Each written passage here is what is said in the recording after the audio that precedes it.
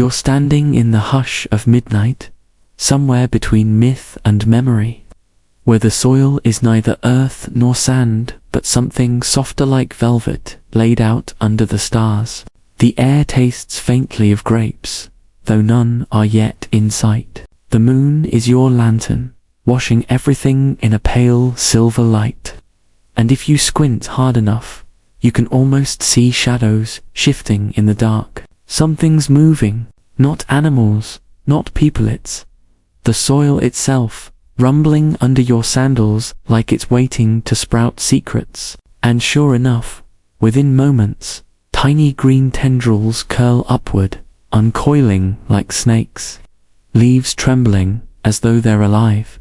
You take a step back. Of course, you probably wouldn't survive this. You're standing at ground zero of Dionysus's little experiment. This is the very first night of the traveling vineyard, the god's half-mad, half-genius attempt to make wine a wandering thing. So, before you get comfortable, take a moment to like the video and subscribe, but only if you genuinely enjoy what I do here. And hey, drop your location and your local time in the comments. I love seeing where in the world you're listening from. Now, dim the lights, maybe turn on a fan for that soft background hum, and let's ease into tonight's journey together. The vines keep crawling upward, and you realize they're not growing like normal plants. They're not just reaching for sunlight. They're restless, jittering, testing the ground as though they want to walk. The god himself, Dionysus, leans lazily against an olive tree nearby, his hair tangled with ivy, a grin tugging at the corner of his mouth. You can tell he's enjoying the chaos. After all, this is a god who doesn't do stillness. He invented festivals, drunken parades, the kind of theater that makes respectable old men blush. Why should grapes sit politely in one field when they could go marching across the world? The vines snake outward like veins across the earth. One brushes your ankle, and for a second, you swear you feel a pulse, a living heartbeat. This isn't farming, it's choreography. The vineyard doesn't wait for farmers to prune it. It grows itself, curling and weaving into patterns, crossing the dirt like pilgrims, setting out for some sacred destination. The air fills with the green scent of fresh leaves, a smell sharp and almost citrusy, mixed with the richer undertone of grapeskin musk. Mainstream historians like to say that vineyards in ancient Greece were rooted firmly in soil, tended by generations of farmers who knew the secrets of pruning and pressing. But the myth you're in tonight insists otherwise. Here, vines refuse to stay put. They belong to Dionysus, and he's not exactly the stay in one place and pay your taxes type. Instead, he births plants with itchy feet. As you watch, the ground bursts again, and clusters of grapes swell in seconds, dangling heavy and purple-black, glowing faintly in moonlight. They're ripe instantly, as if Dionysus doesn't believe in waiting. You pluck one, because of course you do, and the juice bursts across your tongue. Sweet and thick, slightly fizzy, like it's already halfway to becoming wine. You cough, because there's a kick to it, a hint of fire that normal grapes shouldn't have. Dionysus chuckles at your reaction. His voice is like honey left too long in the sun, warm, sticky, and a little dangerous. You see, he says, though he doesn't need to explain. The point is clear. This vineyard isn't just alive, it's adventurous. It wants to move, and under his guidance, it will. You glance back at the vines, and sure enough, they're slithering like snakes across the field, dragging themselves inch by inch. Roots snap free of the soil like feet lifting from sand, then plunge back down again a few steps later. They're walking in a slow, awkward, swaying dance. It looks ridiculous, and yet, there's a kind of rhythm to it, like the plants are marching to some invisible drumbeat only Dionysus can hear. A quick, mainstream historical fact to ground us in reality. Grape cultivation spread across the Mediterranean through trade and colonization. Ancient Phoenicians, Greeks, and Romans carried vines with them as they founded new settlements. But myths often rewrite boring logistics into magical narratives. Instead of farmers carried grape cuttings by boat, the story becomes the vines themselves decided to travel. It's less practical, but way more entertaining. It matches the restless spirit of Dionysus. You crouch to inspect one of the plants more closely. Its roots, now exposed, look oddly like little toes. Not human toes, thankfully. That would be nightmare fuel, but just enough like feet that you can't unsee it. They wriggle when they touch the soil, eager to grip and push forward. You almost laugh. A vineyard with wanderlust. No wonder the god invented this sits, like him bottled in vine form. Now, here's a quirky tidbit most people don't know. Some ancient writers swore that Dionysus could make grapevines sprout from anything, shields, helmets, even the sides of ships. Imagine rowing across the Aegean and realizing your oars are covered in grapes. That's the kind of chaotic power he brought to the party. So the idea of a vineyard that actually gets up and goes, it's perfectly in character. The air shifts, carrying a faint hum like the vines are whispering to each other. You lean closer and swear you can make out words. Not clear words, but murmurs, syllables without meaning. The way a crowd sounds from far away. Are they gossiping, chanting, maybe just groaning about how hard it is to walk on roots all night? Historians still argue whether myths like this represent symbolic metaphors for trade routes, or if they were just ancient bedtime stories to explain why wine seemed to appear everywhere. Greek sailors, Lander. The god stretches, tossing back his hair. Ivy rustles as though alive, wrapping tighter around his shoulders. He doesn't seem to care about the practicalities. Water sources, soil health, the way real farmers sweat for years to keep vineyards alive. For Dionysus, it's about the spectacle, the sheer theatricality of plants that won't sit still. And in this quiet midnight, you realize the vineyard isn't just a crumpet, a parade, a performance, a moving celebration that transforms farming into festival. You start walking alongside the vines. They move slowly enough that you can keep pace without trouble. The soil squelches with each step, roots heaving up and down like clumsy dancers. The night hums with the scent of fermenting fruit, sweet and heavy, a smell that sticks to your clothes. You almost feel tipsy just breathing it in. The moon drifts higher, pale and full, and shadows spill across the restless vineyard. You notice something unsettling. The vines are spreading outward, but they're also circling you, weaving into spirals, loops, patterns that look suspiciously intentional. You glance at Dionysus, half expecting him to wink. He just smiles, sipping from a cup that wasn't there a moment ago, filled with wine pressed from grapes that hadn't existed 5 minutes before. You realize the vineyard isn't just moving randomly, it's dancing. The tendrils twine in patterns as though choreographed, and you, lucky or unlucky, are standing in the middle of the floor. A joke occurs to you. If a vineyard can walk, does that make it technically a pedestrian? Probably not one the city would give a crosswalk to.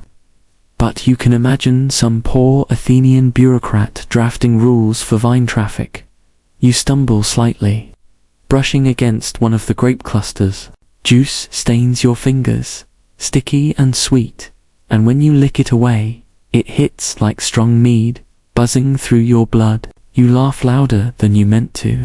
Dionysus throws his head back, delighted. This is his point. Wine shouldn't wait quietly on shelves.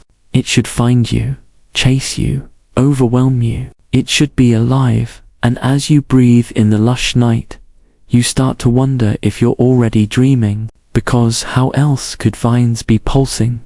How else could grapes taste like starlight? How else could a vineyard wander the world unless the God himself demanded it? The vineyard creeps forward, its roots drumming the ground in a syncopated rhythm. You walk with it, lulled by the steady beat, half drunk on scent alone. The story has only just begun, but already you understand the heart of it. Dionysus doesn't just make wine, he makes motion, mischief, and marvel. Tonight, you're caught in the very first steps of a vineyard that refuses to stay still. The vineyard doesn't stop.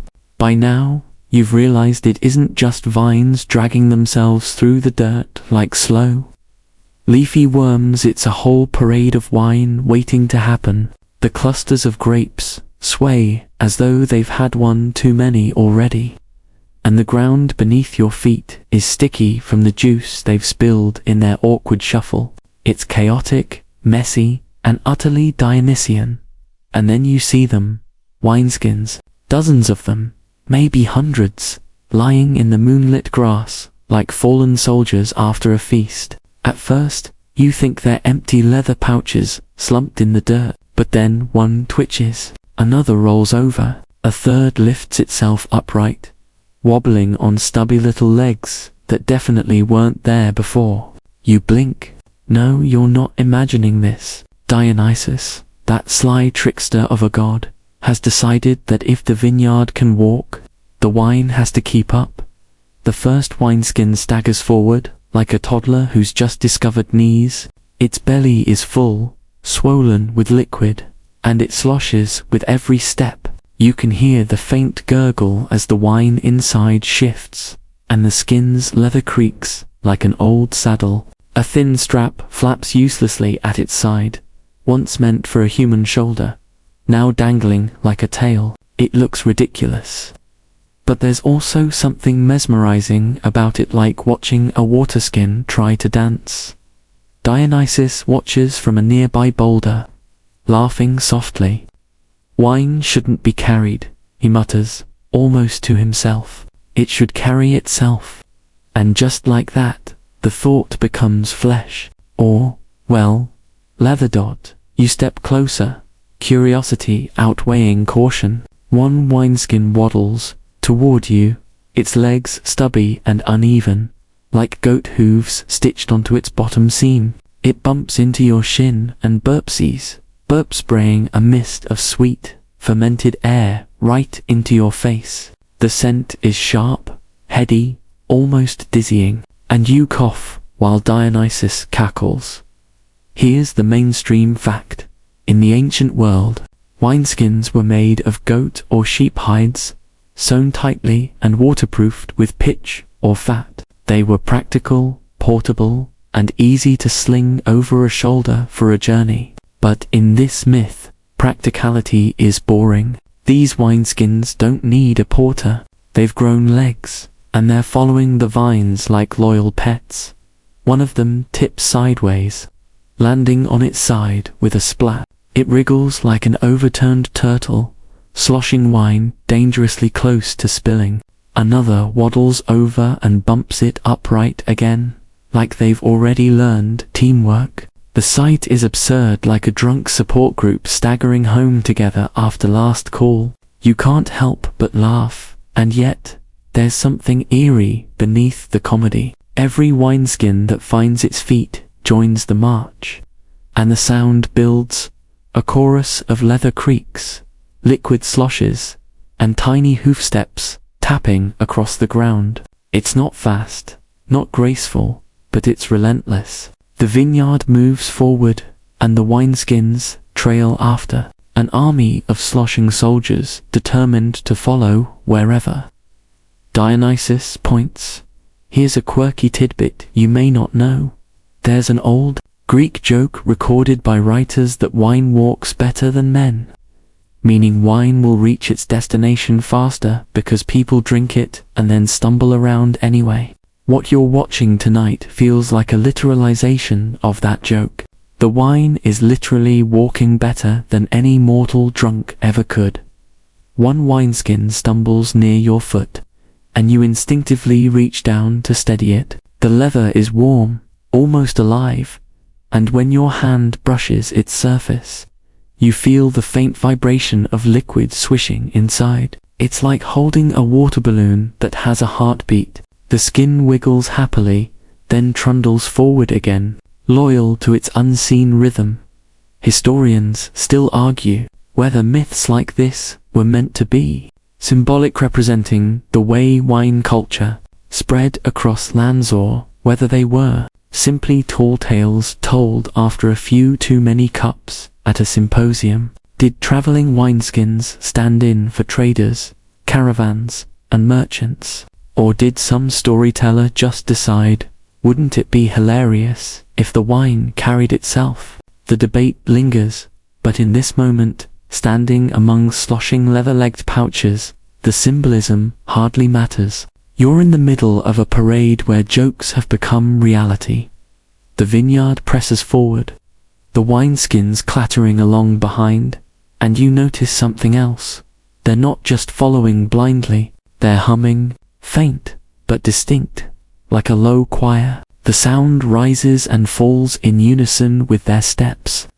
A song made not of words, but of vibrations from liquid sloshing against leather walls. It's unsettling, like hearing a water bottle try to sing opera, but it also lulls you. Rhythmic and hypnotic. Dionysus grins, raising his cup again. See, even the wine knows how to celebrate. He doesn't explain how the skins sprouted legs, or why they're singing, or what will happen when they finally reach wherever they're going. He just watches, amused, as though the whole point is the spectacle itself. You try to imagine what the next day will look like, when mortals wake up and find a caravan of wandering wineskins outside their village, a farmer opening his shutters, rubbing his eyes, and seeing a line of leather sacks wobbling down the road like very drunk goats, a tavern owner panicking because the wine has literally walked away, a child laughing and chasing after one, only to be scolded for trying to drink the family pet. You chuckle at the thought, and then you realize you've been walking alongside the parade for what feels like hours. The vineyard never slows, and the wineskins never tire. They slosh and stumble, but they keep moving, as if compelled by some unseen gravity. The night sky has shifted, stars sliding overhead, and the horizon glows faintly with the first hint of dawn. The air is thick with the mingled smells of leather, grape must, and fermented sweetness. You can almost taste the hangover that hasn't even happened yet. One wineskin trips, spilling a splash of deep red onto the dirt, and the ground drinks it greedily, turning the soil black. Immediately, a new vine sprouts from the stain, curling upward and joining the march. It's a closed loop. The vineyard feeds the skins spill, the vineyard grows. You realize with a shiver that this caravan could sustain itself forever. A thought sneaks into your mind. What if the wineskins are more than just walking pouches? What if each one contains not just wine, but a memory, a story, or even a fragment of Dionysus himself? They feel too alive to be mere containers. Maybe they're emissaries, carrying divine intoxication across the world, one staggering step at a time. A joke pops into your head. You half expect one of them to stop, pop open, and pour itself into your cup like a very eager waiter. But no, they remain focused, loyal to the slow march, their stubby legs keeping time with the vines. Dionysus raises his eyebrows at you, as though reading your thoughts. Patience, he murmurs. Wine comes when it's ready, or when it's bored. You're not sure which possibility is more terrifying. The dawn finally breaks, and the golden light pours over the caravan. The vineyard gleams green and purple, dew clinging to its restless leaves. The wineskins shine with a leathery sheen, their shadows stretching long on the dirt road. In the distance, birds begin to sing, but their voices are drowned by the low hum of the sloshing choir. You realize something crucial. This is only the beginning. If the vineyard can travel, and the wine can walk, then Dionysus has effectively created a living caravan of intoxication, unstoppable and eternal. Wherever it goes, parties will bloom, taverns will collapse, and order will dissolve into laughter. And you, unlucky companion, are marching right alongside it. The sun has fully risen now, spreading gold across the earth, and you're still trudging beside the endless caravan of vines and wineskins. The air is sticky with sweetness, almost cloying, like you've been walking through the inside of a grape jar left too long in the summer heat. And just when you think you've gotten used to the absurdity of leather pouches with legs wobbling along in chorus, you hear it, a low, grumpy bray. At first, you assume it's just a donkey tethered nearby, but the sound grows louder, sharper, and unmistakably irritated. From around a bend in the dirt road, a cluster of donkeys trudges into view, their hooves thudding in time with the heartbeat of the vineyard. Each donkey carries something unusual, not sacks of grain, not firewood, but barrels, enormous wooden casks strapped across their backs, bound tight with ropes that dig into their fur. The poor beasts look utterly fed up. One donkey flicks its ears back, snorts, and shoots a glare that seems to say, "Really? Out of all the jobs, I had to get this one." Another brays again, longer this time, a note so mournful you'd think it had been personally betrayed by Dionysus himself. You can't help but laugh. These animals aren't silent pack beasts, resigned to their burdens. They're loud, opinionated, and very vocal about how unfair this whole setup feels. Dionysus, of course, is delighted. He claps his hands together, spilling a bit of wine from his ever-present cup. "Ah, the chorus of complaints," he says, smirking. "Even the donkeys know how to perform."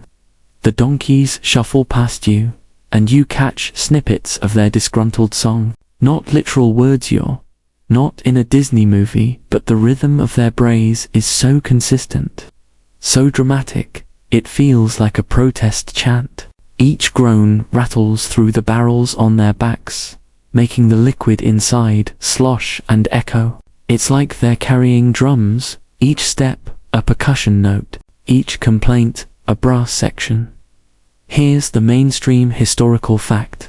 Tucked into all this absurdity, in the ancient Mediterranean, donkeys and mules were the backbone of transport. They carried amphorae of wine from farms to markets, sometimes over steep mountain passes. Without them, Dionysus's gift of wine wouldn't have reached half the places it did. Farmers owed much of their prosperity to these patient animals, and yet, myths like this one give them personalities. Donkeys that not only carry wine but argue about it. You lean closer to one donkey as it passes, and swear you can hear something more in its bray. Not just complaint, but sarcasm, a tone that seems to say, "Oh sure, let's strap another barrel to my back. What's the worst that could happen?" The donkey swishes its tail in irritation, smacking you in the leg as it trudges by. You mutter an apology, though you're not entirely sure whether it was intentional. The scene grows more chaotic as the donkeys integrate into the caravan. On one side, you've got vines dragging themselves along the road, whispering and weaving in spirals. On the other, wineskins slosh forward, humming drunkenly. And now, cutting through the middle, a line of donkeys braying complaints at the top of their lungs. It's a parade that looks more like a traveling circus than a divine creation. You imagine villagers stumbling across this sight, children laughing at the waddling wineskins, elders muttering about omens, and tavern owners clutching their heads in despair. A caravan of drunken vines is one thing, but a chorus of complaining donkeys carrying bottomless barrels, that's how festivals are born. A quirky tidbit here: ancient Greek comedy often mocked donkeys. They were the everyman animal, portrayed as stubborn, greedy, or ridiculous. Some vase paintings even show satyrs riding donkeys backward, mocking their slowness. So the idea that donkeys in Dionysus's story complain about their burdens fits perfectly with how the Greeks saw them, not noble like horses, but relatable in their grumpiness. The caravan grinds to a halt when one donkey refuses to move.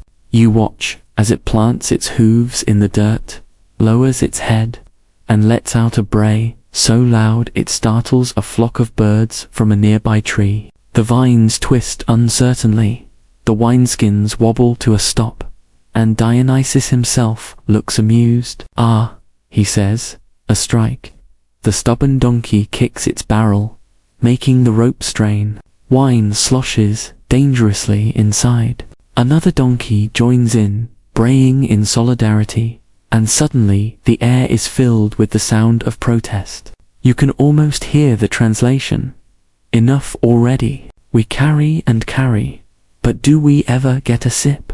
No. Always the humans, always the god, never the donkeys. You stifle a laugh, because they have a point. They're doing the heavy lifting, literally, and yet their reward is just sore muscles and sunburned hides. It feels unjust. Even in a myth, historians still argue whether scenes like this were meant to highlight real frustrations of ancient laborers. After all, behind every myth is a sliver of truth. Were these donkeys stand-ins for the farmers and porters, who carried the burdens of wine production but never enjoyed the profits? Or was it simply a funny story told around the fire, with animals complaining because people liked imagining their livestock had opinions? The debate continues, but watching this stubborn strike, you lean toward the first. Dionysus strolls up to the lead donkey, his ivy crown slipping slightly over one eye. He kneels, looks the animal in the face, and whispers something. You can't hear the words, but you see the donkey's ears flicker, twitching as if weighing the offer. Then the god snaps his fingers, and the barrel lid pops open. A stream of red wine arcs out, landing in a wooden trough that materializes from nowhere. The donkey lowers its head and slurps noisily, ears perked in delight. The strike ends instantly. The other donkeys bray in approval, and each gets a turn at the trough. The sound of contented slurping fills the air, and the vineyard resumes its march. You realize Dionysus isn't just a god of wine, he's a master of morale. Keep the donkeys tipsy, and they'll carry anything. You can't resist making a modern joke in your head. Somewhere in the distance, an ancient HR manager is scribbling notes on employee satisfaction programs. Step 1. Provide more wine breaks. Step 2. Avoid assigning tasks to anyone with hooves. The caravan stretches on for miles now. Vines creep forward like green rivers, wineskins wobble and hum, and donkeys stagger under their barrels, occasionally braying complaints, but mostly pacified by their intermittent sips.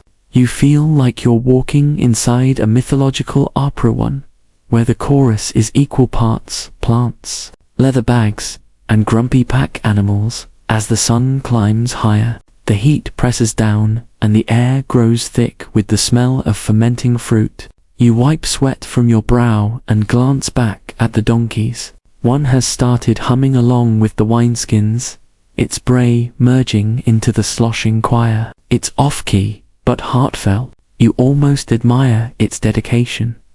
And then something odd happens. One donkey, smaller than the rest, suddenly veers off the path. It trots toward the vines, lowers its head, and takes a bite out of a cluster of grapes. Immediately, its eyes widen, and it starts braying a high-pitched laugh. The poor creature stumbles, wobbling on its legs like it's already drunk. The other donkeys bray in alarm, their voices rising like gossip at a marketplace. Dionysus watches with a grin, clearly enjoying the chaos. You wonder if this is how the first drunken animal story began. Ancient farmers surely saw livestock sneak grapes, get tipsy, and stumble around. Maybe this was their explanation. Dionysus enchanted the beasts, letting them share in the revelry.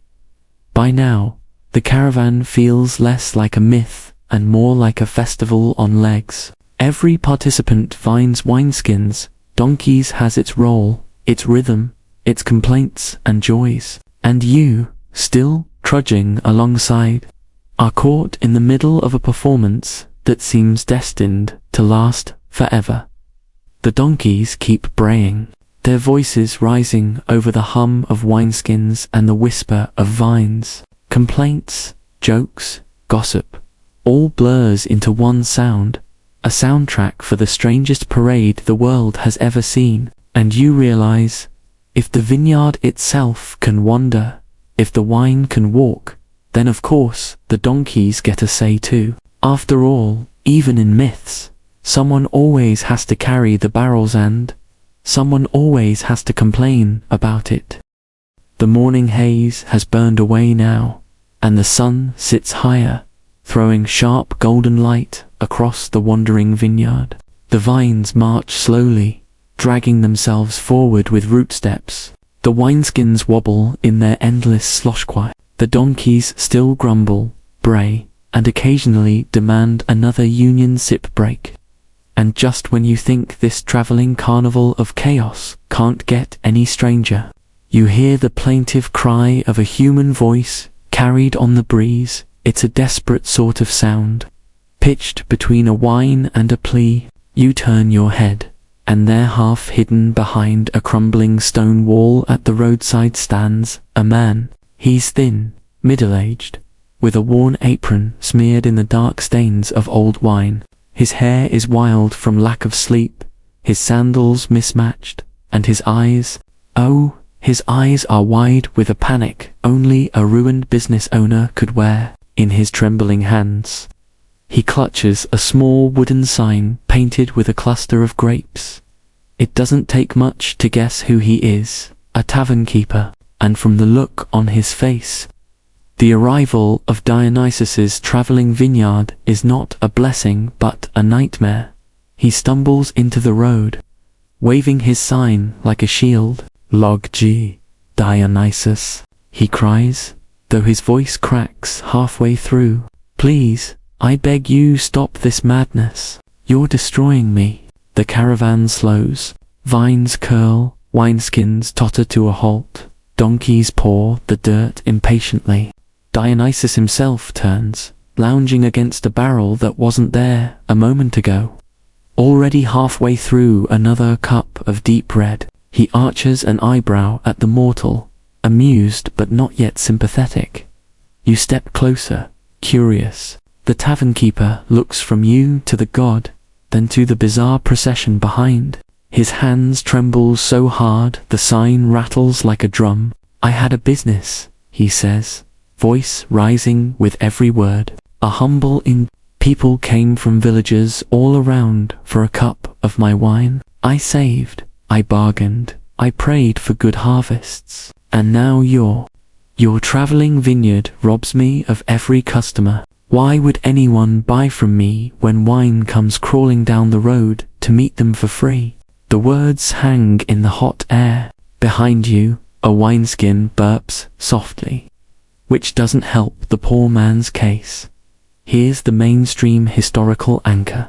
In the ancient world, taverns and inns called capillia in Greece were vital social hubs. They weren't always glamorous. In fact, many were mocked as seedy, smoky places where gossip and dice-throwing happened more often than respectable conversation. But they made their money off wine, and wine was often expensive. If Dionysus gave it away by the roadside, tavern keepers really would have suffered. The tavern keeper takes a step closer. nearly tripping over a vine that wriggles away from his foot. His desperation grows louder. I honor you, Lord. I pour libations to you every dawn. But if you keep this up, I'll starve. My wife will starve. My children. His voice cracks again. He falls to his knees, clutching his wooden sign like it's holy scripture. Dionysus doesn't answer right away. He sips, swirls the liquid, lets it trickle lazily down his chin. Then, with a smile that's equal parts charming and cruel, he says, "But isn't this what you wanted? Endless wine, everywhere, always. Isn't this every tavern keeper's dream?" The man shakes his head furiously. No, no, it's a curse. What's wine worth when it costs nothing? Who will pay a single drachma for what they can pluck off the road? You've ruined me. You feel a pang of sympathy. It's almost funny, almost, but also tragic. Imagine owning a bakery, only to wake one morning and find that loaves of bread have learned to sprout from people's pockets. Business gone. Pride shattered. That's exactly what this man is facing. A quirky tidbit floats to mind. In Athens, tavern keepers were often distrusted, accused of watering down wine or cheating customers. Playwrights made jokes about their greed and dishonesty. Yet here, in this myth, the tavern keeper is almost pitiable. He's not cheating anyone. He's simply been outcompeted by divine innovation. Poor guy. The donkeys bray, as though heckling. The wineskins wobble closer, humming, forming a circle around the kneeling man. You sense mockery in the way their shadows fall across him. And then Dionysus rises, brushing grape leaves from his shoulders, and strides forward. He crouches so that his face is level with the trembling mortals. "Tell me," the god says, softly, almost tenderly, "do you love the wine? Or do you love the prophet?" The tavern keeper blinks, stammers, gulps. "I love both, but a man must eat." Dionysus tilts his head, lips curling in a smile that doesn't reach his eyes. Honesty, rare in your trade. Historians still argue whether myths like this were morality tales aimed at tradesmanry, that wealth was fragile in a world ruled by capricious gods, or whether they were simply entertaining anecdotes told to make tavern keepers look ridiculous. Was this story meant to warn innkeepers not to grow too comfortable? Or was it just a playful jab at greedy merchants? No single answer satisfies everyone. The god claps his hands, and instantly, a vine whips around the tavern keeper's wooden sign. The grapes along it swell, ripen, and burst in seconds, dripping juice onto the man's arms. He gasps, watching helplessly as the sign is dragged into the soil, swallowed whole, and replaced by a bush heavy with fruit. His last symbol of livelihood, consumed by the very force he worshipped. The tavern keeper sobs, "Please, at least leave me a corner, a crumb, a trickle of custom. What am I to do if your vineyard takes every road?" Dionysus studies him with mock seriousness, as though weighing the plea. Then he chuckles, tossing his cup into the air. It vanishes in a spray of crimson droplets. "You'll adapt," he says simply. "Sell beds, sell stories, sell music, or sell nothing at all and drink for free like everyone else. Why cling to profit when pleasure is enough?" The words are cruel and liberating all at once. You feel them sting even though you're not the one begging for mercy, because here lies the god's truth. Dionysus doesn't care about markets or livelihoods. He cares about joy, about chaos, about stripping away the thin fabric of order mortals stitch around their lives. To him, a ruined tavern is just collateral damage in the pursuit of universal intoxication. A joke tickles your mind. You imagine this tavern keeper, years later, reinventing himself, not as an innkeeper, but as a consultant for traveling vineyards. Resume headline: "Survived Dionysus once, will teach you how."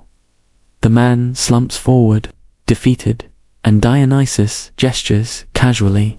A wineskin waddles up, tips forward, and spills a stream of red directly into the man's cupped hands. He hesitates, then drinks. His sobs quiet, his shoulders relax, his eyes glaze with the same dreamy shine you've seen on others who fall under the god's spell. The lesson is clear. Resist Dionysus, and you suffer. Drink with him, and you forget.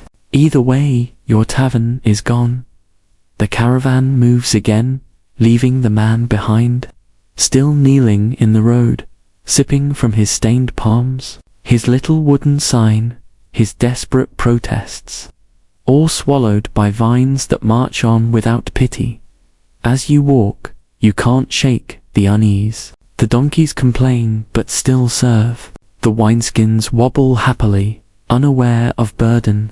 But mortals break under the weight of a god's indifference. And you, poor listener, are still in the middle of this unstoppable parade, wondering if the next ruined livelihood you'll witness might be your own.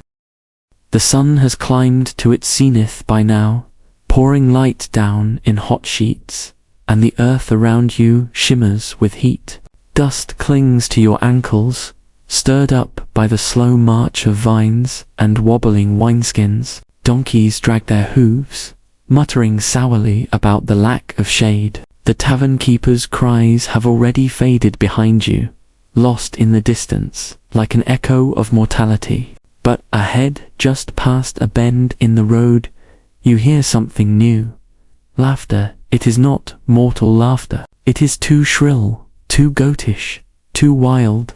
The sort of laughter that rises like flute music and collapses into hiccups. And then you hear the clatter of pipes, the slap of bare feet, and the crash of something wooden rolling unevenly over stones. Out of the olive groves, to the right, come the satyrs, half goat, half man, wholly mischievous. They tumble into view with reeds in their hair and fig leaves clutched in their teeth. They are dragging behind them an invention so absurd it must belong only to Dionysus's entourage, the first wine cart. It's not graceful. The wheels are stolen from mismatched chariots. The planks creak under the weight of sloshing barrels. Grapevines lash across the sides, binding the whole structure together like drunken rope.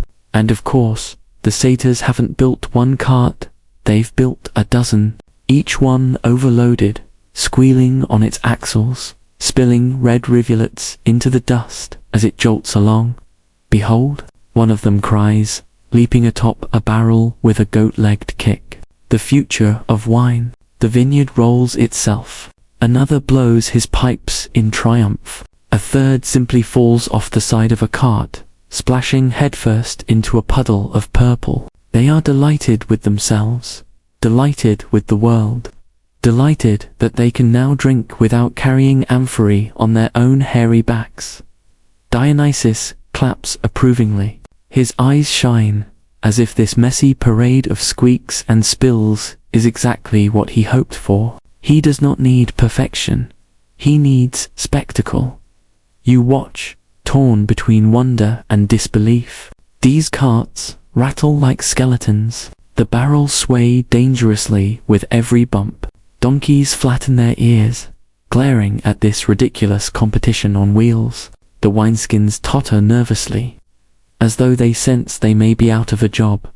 And in this moment, you realize the story has shifted. What began as vines that walked, as wineskins that waddled, has now evolved. The satyrs have added invention, technology, chaos. The traveling vineyard is not only alive, but mechanized. A rolling festival, a circus of splinters and grape juice.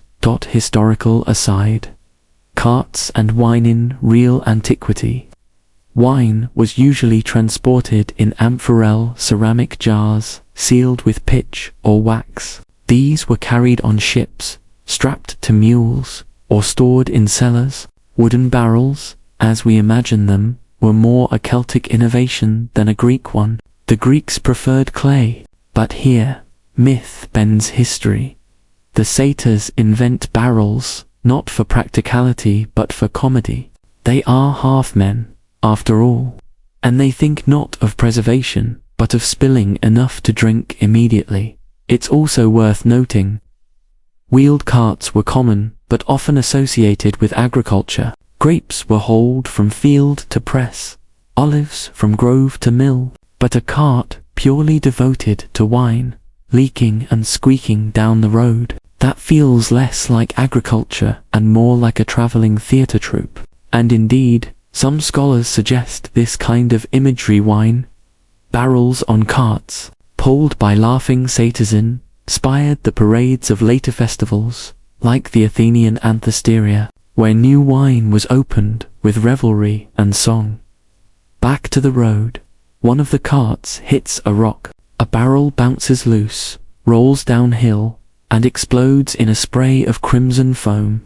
The satyrs cheer. They dive after it, rolling in the mess like children in mud. A donkey brays. Idiots. But no one listens. Another satyr attempts to steer his cart like a chariot, standing proud with reins in hand. But the reins are tied not to horses, nor donkeys, but to two particularly large wineskins, who bounce miserably forward, squealing at every tug. The cart swerves left, then right, then topples, spilling its rider into the dust. The laughter doubles. The music rises. Pipes trill, cymbals crash, and the whole caravan vibrates with this new rhythm. The traveling vineyard is no longer a quiet march of vines, it's a carnival procession. Dionysus raises his cup and proclaims, "Let the wine move faster than thirst itself. Let no one wait." His voice echoes through the air, a command disguised as delight, and the satyrs redouble their efforts, shoving, hammering, inventing new contraptions on the fly. You see wheels tied with rope, barrels stacked 3 high, even a half-finished cart that seems to run on nothing but goat laughter. Philosophical musing here's where myth brushes against philosophy. What does it mean for wine to move faster than thirst? In human terms, desire usually precedes satisfaction. You crave, then you drink. But Dionysus flips this order. The drink arrives first, spilling into your lap before you've even admitted you're thirsty. In this inversion, human agency collapses. You no longer control when to indulge. Indulgence finds you. Philosophers like Plato distrusted this. They warned of a crazy weakness of will when pleasure overrides reason. A vineyard on wheels embodies acrasia in its most comic form, desire chasing you down the road, whether you like it or not. A satyr approaches you, dragging a goblet half the size of your torso. His breath smells of figs and honey. "Drink," he commands, splashing half a cup across your tunic before you even raise your hand. The liquid is sweet, heady, overwhelming. It burns down your throat, ignites your stomach, and makes the world tilt slightly on its axis. Behind him, another satyr hoists a paintbrush dipped in wine and begins smearing symbols across the side of a cart. Spirals, suns, stick figures, dancing hand in hand. Primitive graffiti, drunk art at its finest. You realize you're watching the birth of a tradition. Decoration, celebration, expression. These carts aren't only vehicles, they're canvases. And perhaps here lies another seed of theatre. Traveling carts full of props, masks, costumes. Wasn't this how the earliest plays may have spread from village to village? Is it so impossible to imagine satyrs as the first set designers, cobbling wagons into mobile stages, while the god of wine watched, amused? The donkeys, however, are not amused. They bray complaints at every spill, every crash. One of them yells, "This is unsustainable." Another groans, "We'll be out of work by next week." Their protests sound remarkably like the tavern keeper's earlier pleas. Profit, labor, order, all threatened by Dionysian innovation. But Dionysus ignores them, and so do the same. For here is the truth. Progress in the realm of Dionysus does not mean stability. It means escalation, absurdity, and collapse. The carts are doomed to break. The barrels are doomed to spill, but the laughter will outlast both. Anecdote from history: there is, in fact, a faint echo of this in ancient records. The historian Athenaeus describes in his Deipnosophista how wine festivals involved floats and wagons decorated with vines, poled through the streets while revelers sang hymns to Dionysus. The satyrs in our tale might be the mythical origin of such floats. Perhaps their squeaky, chaotic inventions were remembered centuries later in the orderly parades of Athens. Imagine it. What began as a goat-legged prank turned into civic tradition, woven into the calendar of a city. Myth seeping into ritual, ritual seeping into history. The satyrs, drunk on both wine and invention, now try something truly absurd. They lash multiple carts together into a train, each pulled by wineskins waddling in rhythm. The wheels scream in protest, and the entire contraption looks one bump away from collapse. Yet when it moves, the crowd cheers. It is unwieldy, impractical, and magnificent. Dionysus laughs so hard his cup spills again. Perfect, he cries. Let disaster be the engine of joy. And you, stumbling beside him, realize the truth. The vineyard will never be still, never be simple, never be economical. It will always push toward excess, toward spectacle, toward the ridiculous, because in this ridiculousness lies liberation. The road stretches on, sticky with wine, littered with broken staves and smashed grapes. Satyrs sing, donkeys complain, wineskins groan, and you march on, caught in the delirious energy of invention. Somewhere, far behind, the tavern keeper still kneels in his ruined livelihood. Somewhere ahead, another mortal will surely protest. But for now, the traveling vineyard is a carnival on wheels, and you are in the middle of it. And whether you like it or not, you're laughing too. The road keeps bending, and with every bend comes the creak of another cart, the splash of more wasted wine, and the laughter of creatures who never worried about things like balance sheets or barrel stoppers. But as the days stretch into nights and the vineyard rolls endlessly forward, something begins to change. The satyrs, those goat-legged agents of chaos, aren't content with squeaky carts anymore. No ones they've tasted invention. Their mischief needs to escalate. You watch them gather at dusk, their faces glistening with sweat and wine. They squat around the wreckage of broken wheels, splintered planks, and emptied barrels. Most mortals would sigh and sweep the mess aside. The satyrs, instead, grin at the wreckage as though it's a toy chest waiting to be emptied. We can build better, one declares, though his speech is slurred. Another adds, bigger, louder, faster. The third just hiccups and tries to gnaw on a piece of rope. They start tinkering. They hammer together axle after axle, arguing about whose wheel is rounder. They lash barrels side by side, creating rolling fortresses of wine. They even strap grapevines across the beams, so the carts themselves seem to sprout leaves and blossoms, as though alive. And through this clumsy carpentry you see the strange truth. The satyrs are inventing something halfway between technology and myth. They aren't engineers, they're jesters with hammers. But somehow their efforts give birth to machines of sheer absurdity. The carts now groan under their excess. One squeaks like a chorus of frogs every time it moves. Another bounces so violently that the wine inside sloshes over the rims, raining crimson onto the road like a bizarre weather pattern. A third is outfitted with pipes and flutes wedged into the planks, so every jolt of the wheels plays a drunken melody. The satyrs caper around their inventions, proud beyond reason. They declare themselves the world's first architects of joy on wheels. And of course, none of these contraptions are safe. One rolls straight into a ravine, spilling its load with a crash that shakes the earth. Another collapses mid-march, scattering staves and grapes across the dust. Yet every disaster sparks applause. To satyrs, failure is not failure, it's comedy. The more wine spills, the more laughter flows. But the donkeys are less thrilled. You notice them sulking under the olive trees, whispering complaints about how the satyrs are stealing the business. They mutter about job security, about how barrels on squeaky wheels threaten the age-old profession of donkey-back wine transport.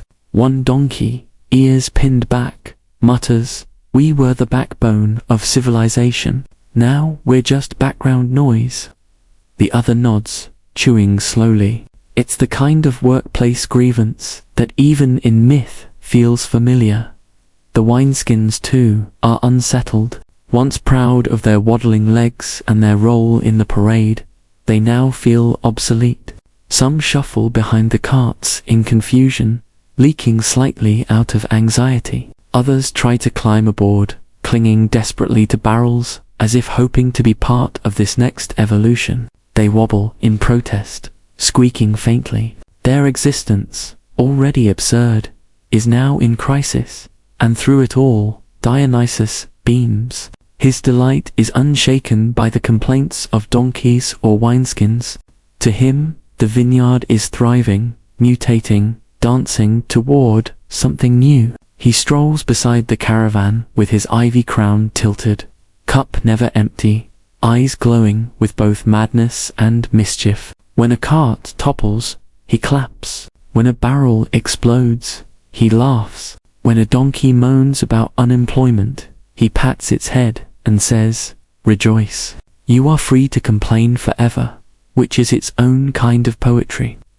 The travelers who see this moving vineyard are bewildered. Farmers drop their plows to watch. Children run barefoot after the squeaky contraptions, giggling at the chaos.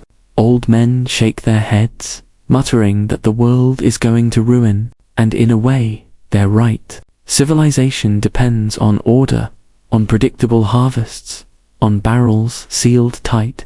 But here comes Dionysus, turning order into carnival. And suddenly everything feels uncertain. Yet there's power in uncertainty. Remember, in Greece, the festival of Dionysus gave birth to theatre itself. Historians still argue whether the parades of satyrs and their carts were the true ancestors of staged drama.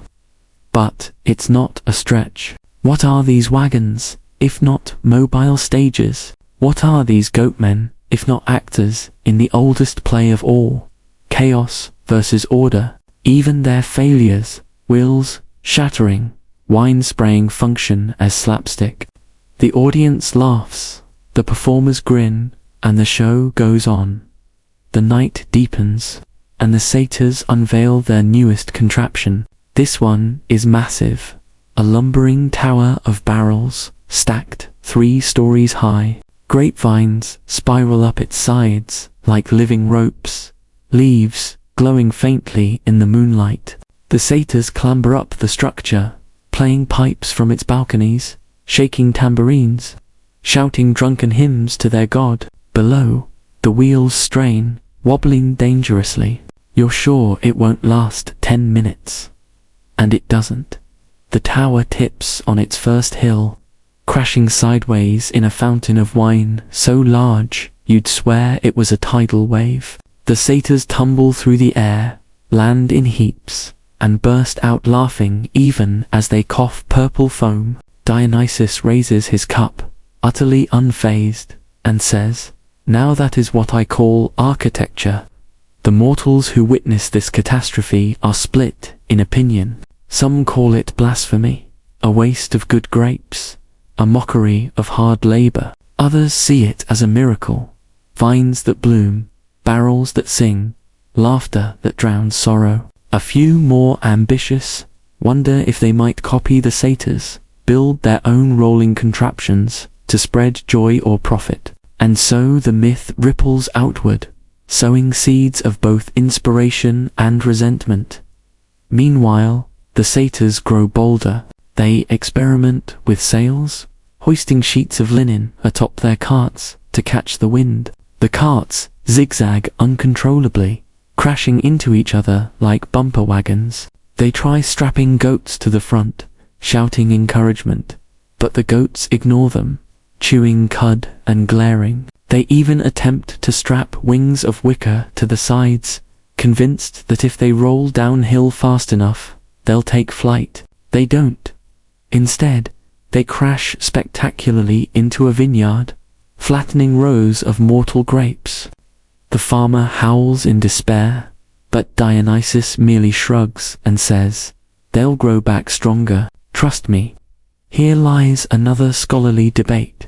Did Dionysus encourage destruction in order to inspire renewal? Some historians argue his myths always revolve around collapse and rebirth, fields burned before they yield richer harvests, towns torn down before they rebuild stronger. Others claim he simply enjoyed chaos, and humans invented deeper meaning afterward. Either way, the satyrs' carts are both disaster and creation, wreckage and festival in the same breath. And you, stumbling in their wake, begin to notice how the very earth responds. Wherever spilled wine seeps into the soil, vines sprout overnight, leaves unfurled by dawn, grapes swell by noon. The satyrs cheer, declaring the road itself has become a vineyard. Donkeys roll their eyes, but even they can't deny the sweetness of the fruit underhoof. The traveling vineyard is not only mechanical, it's biological, a fusion of invention and miracle. The satyrs, drunk on both wine and success, hold contests. Whose cart squeaks the loudest, who spills the most without breaking, whose barrels can roll uphill by sheer determination. The prizes are meaningless and extra gulp of wine, a laurel crown woven crookedly, but the competitions fuel endless laughter. And you, swept up in the madness, realize you're rooting for the one with the flutes wedged in its wheels, secretly hoping for another drunken symphony of squeaks and squeals. At one point, a philosopher stumbles onto the road, robes dusty, scroll tucked under his arm. He watches the carts crash and roll, listens to the satyrs howl, and strokes his beard. "Fascinating," he murmurs. "Is this progress or regression?" A satyr promptly pours wine over his head, and the philosopher, sputtering, concedes, "Perhaps both." Then he sits, cross-legged by the road, and begins scribbling furiously, as though this carnival might hold the key to understanding the human condition. By dawn, the satyrs collapse in heaps of exhaustion, their carts scattered like broken toys. The donkeys finally find peace under the olive trees. The wineskins, some patched with vines, wobble into a pile and fall asleep. Only Dionysus remains awake, walking among the wreckage with quiet satisfaction. He hums a tune you can't place, part lullaby, part hymn, part drunken chant. His footsteps leave patches of ivy in the dust, green against the grey. You lie back on the ground, sticky with wine, staring at the stars. The constellations seem to shimmer more brightly tonight, as though the gods themselves are laughing. You think of the tavern keeper you left behind, of the mortals who will curse these satyr inventions, of the philosophers who will argue about what it all means. But for now, none of that matters. For now, the vineyard rolls on, cart by cart, spill by spill, laugh by laugh. And you realize that in this absurd procession lies a strange kind of freedom, the freedom to fail gloriously, to build badly, to laugh anyway. The satyrs will rise again tomorrow, build stranger carts, spill more barrels, and invent new ways to crash. The donkeys will complain, the wineskins will wobble, Dionysus will clap, and the vineyard will travel forward, always laughing.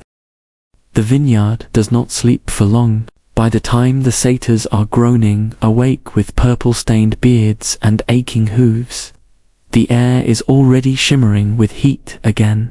The donkeys grumble about sore backs. The wineskins shuffle about trying to regain some dignity. And Dionysus stretches as if nothing has happened, his crown of ivy miraculously fresh. The procession resumes, squeaky carts lurching, vines dragging, and the endless scent of grapes clinging to the dust of the road.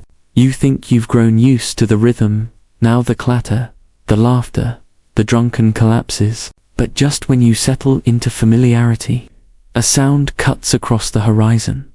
It is not the bleat of goats, nor the squeal of wheels. It is the steady thunder of drums, the clang of cymbals, and the shrill cry of trumpets. From the east comes a line of banners, gold-threaded, snapping in the wind. A procession even grander than Dionysus's appears, but this one is not built from broken barrels or squeaky axles. It is polished bronze, carved ivory, and silken canopies, and at its center rides a queen. She sits high in a chariot plated with gold, wheels smooth as if they have never known mud. Her robes shimmer with purple dye, rare as the tears of sea snow. Around her march guards with spears upright, their sandals beating the earth in perfect rhythm. Behind them trail servants, carrying jars, trays, even tiny fountains that splash water into gilded bowls. The air is filled with incense, heavy and sweet. It is the kind of entrance designed not to ask for attention but to demand it. The satyrs, of course, are impressed. They gape openly, drooling into their beards. One mutters, "She shines like a grape dipped in honey." Another adds, "I'd let her trample my vineyard." A third simply drops his tambourine, struck dumb by her presence. Dionysus, however, does not look surprised. He swirls the wine in his cup and smirks. "Ah," he says, "mortality always loves a parade." The queen's chariot halts, and with a flick of her jeweled hand, the entire procession stills. Even the banners seem to freeze mid. She surveys the rolling vineyard, the waddling wineskins, the squeaky carts, the drunk satyrs singing off-key, and her lips curl into something between amusement and disdain. Finally, she speaks, her voice rich and commanding. "Stranger god," she says, though her eyes never leave Dionysus, "I have heard tales of your wandering vines. They say you carry grapes where none should grow, and that your wine flows like rivers across the dust. My city thirsts, my people thirst. You will give me this vineyard, and it will follow my throne forever." The demand is bold, and her confidence is palpable. She is no tavern keeper whining about lost customers. She is royalty, accustomed to obedience, certain that even gods must bend before her crown. The guards around her slam their spear butts against the earth in unison, as though to underline her decree. The satyrs glance nervously at Dionysus. The donkeys mutter, "This won't end well." The wineskins wobble in anxious circles. You, standing among them, feel the tension ripple like a bowstring. Dionysus only laughs. It is not a cruel laugh, nor a mocking one. It is a laugh, rich with wine, layered with both joy and danger. "Queen," he says, bowing slightly, "you ask not as a supplicant but as a conqueror. You would leash vines that are born free. You would command wine that was meant to spill. But tell me, what will you give in return?" The queen raises her chin. "Glory," she replies. "When my banners fly, your vineyard will be known in every land. No mortal will forget the god who served my table." It is a tempting offer, in a way, to spread his fame by royal decree, to lace his myth into the annals of dynasties. Yet you can see in Dionysus's eyes that he is not moved by glory. He has never cared for thrones or scrolls. He cares for laughter, for chaos, for the sweet collapse of order. The satyrs break the silence with a chorus of gears. "A queen commanding wine, huh?" shouts one, stumbling forward. "Next, she'll tell us to dance in straight lines." Another giggles uncontrollably. A third, braver than the rest, yells, "Try to leash us, and we'll drink your throne legs clean off." The queen narrows her eyes. Her guards step forward, spears gleaming, but Dionysus raises his hand, and the air itself seems to soften. Vines at his feet curl upward, sprouting blossoms that drip nectar. The guards freeze, caught between awe and fear. "Your city may thirst," Dionysus says slowly, "but wine is not meant for chains. If you want the vineyard, you must walk with it, not command it. You must learn the sway, the spill, the squeak of the wheels. You must let your feet stain with grapes, your crown tilt with laughter. Only then will the vines follow you." The queen hesitates. Her procession is immaculate, every detail measured, every movement precise. To abandon that, for squeaky carts and drunken chaos, would be unthinkably at the lure of endless wine is undeniable. You watch her wrestle with herself. A battle between order and temptation written plainly across her regal face. Finally, she dismounts from her chariot. Gasps ripple through her attendants. She lifts her robe, revealing jeweled sandals, and steps into the dust of the road. The satyrs cheer wildly. One rushes forward to hand her a cup already half spilled. She drinks, and for a moment her composure cracks. The wine is too rich, too intoxicating, too alive. Her lips curl into the faintest smile. Historians still argue whether this story, if it was ever told in temples, symbolized the submission of political power to divine ecstasy. Some claim it was a warning. No matter how great a ruler, Dionysus will make fools of kings and queens alike. Others say it was an initiation tale, a mythic justification for why certain monarchs claimed to be blessed by Dionysus himself. Either way, the queen's step into the vineyard is both scandalous and transformative. The guards, however, do not follow. They cling to their formation, their eyes darting uneasily as satyrs dance too close. Servants tremble, unsure whether to drop their trays or march on. And in that tension, the absurdity of the scene crystallizes, the perfect order of a royal procession, colliding with the chaos of a god's carnival. It is not harmony, it is friction, sparks, the awkward clash of dignity and delirium. The satyrs exploit it gleefully. They grab the queen's banners and wrap them around barrels like ribbons. They pluck the golden cymbals from her musicians and bang them together offbeat. One even climbs into her empty chariot and declares himself king of grapes, crowning his head with fig leaves. The guards bristle, but Dionysus only laughs harder, his joy spilling into the air like sunlight. And the queen, she drinks again. She drinks deeply, ignoring her shocked attendants. The wine stains her lips, loosens her voice, tilts her posture. She begins to sway with the satyr's pipes, her jeweled sandals kicking up dust. The order of her procession falters, breaks apart, dissolves into something else entirely, a parade of chaos. The donkeys sigh, muttering about how even royalty succumbs to grapes. The wineskins, eager to be useful, waddle forward and offer themselves, puffing with pride as the queen accepts one into her hands. She tips it, letting the wine flow, and the crowd roars. By nightfall, the once imperial procession is unrecognizable.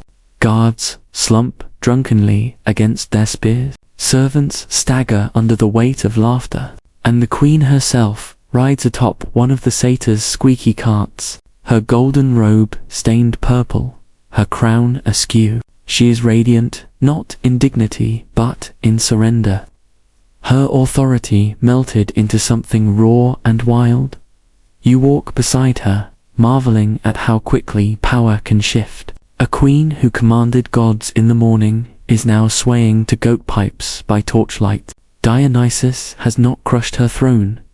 He has transformed it, and perhaps that is the greater danger. For once someone tastes this chaos, how can they return to marble halls and orderly councils? The scholars might debate forever whether she abandoned her city or returned changed. Some say she became a priestess of Dionysus, leading her people into festivals that blurred the line between monarchy and madness. Others claim she vanished, swallowed by the road, her throne empty because the vines carried her too far. The truth, if there was one, has been lost to time, drowned in spilled wine and laughter.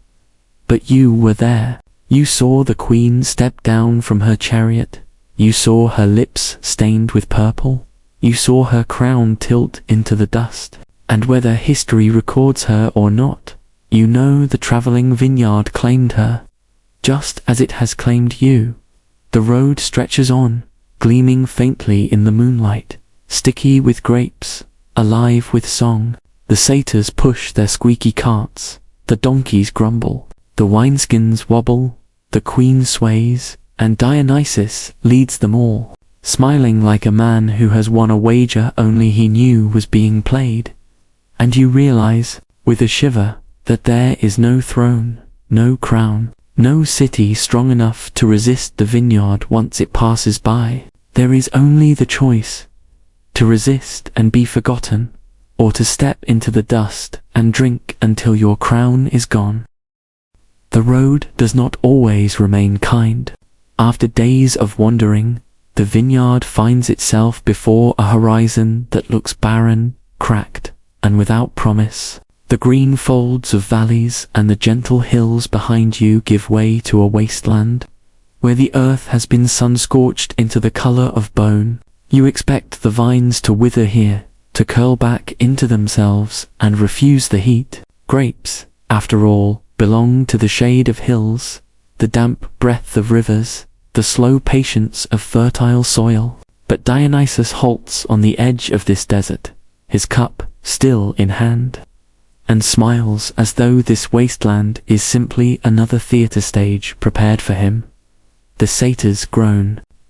They kick at the dust and complain about dry throats. The donkeys, who already grumble at the smallest stone, now mutter dire warnings about sand filling their hooves forever. Even the wineskins wobble nervously, as though they know their liquid bellies might evaporate under the glaring sun. Yet Dionysus seems pleased. He plants his thyrsus in the dirt, and the staff trembles as if alive. "Let us see," he says softly, "if joy can bloom where none believe it possible." With that, he walks forward into the furnace of the desert.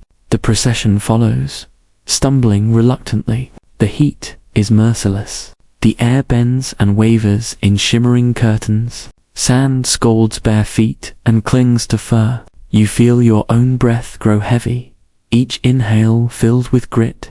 And still the vineyard moves. The vines trail behind, dragging like weary travelers. Their leaves droop, their stems crack. You can almost hear their thirst, as though the plants themselves whisper for mercy.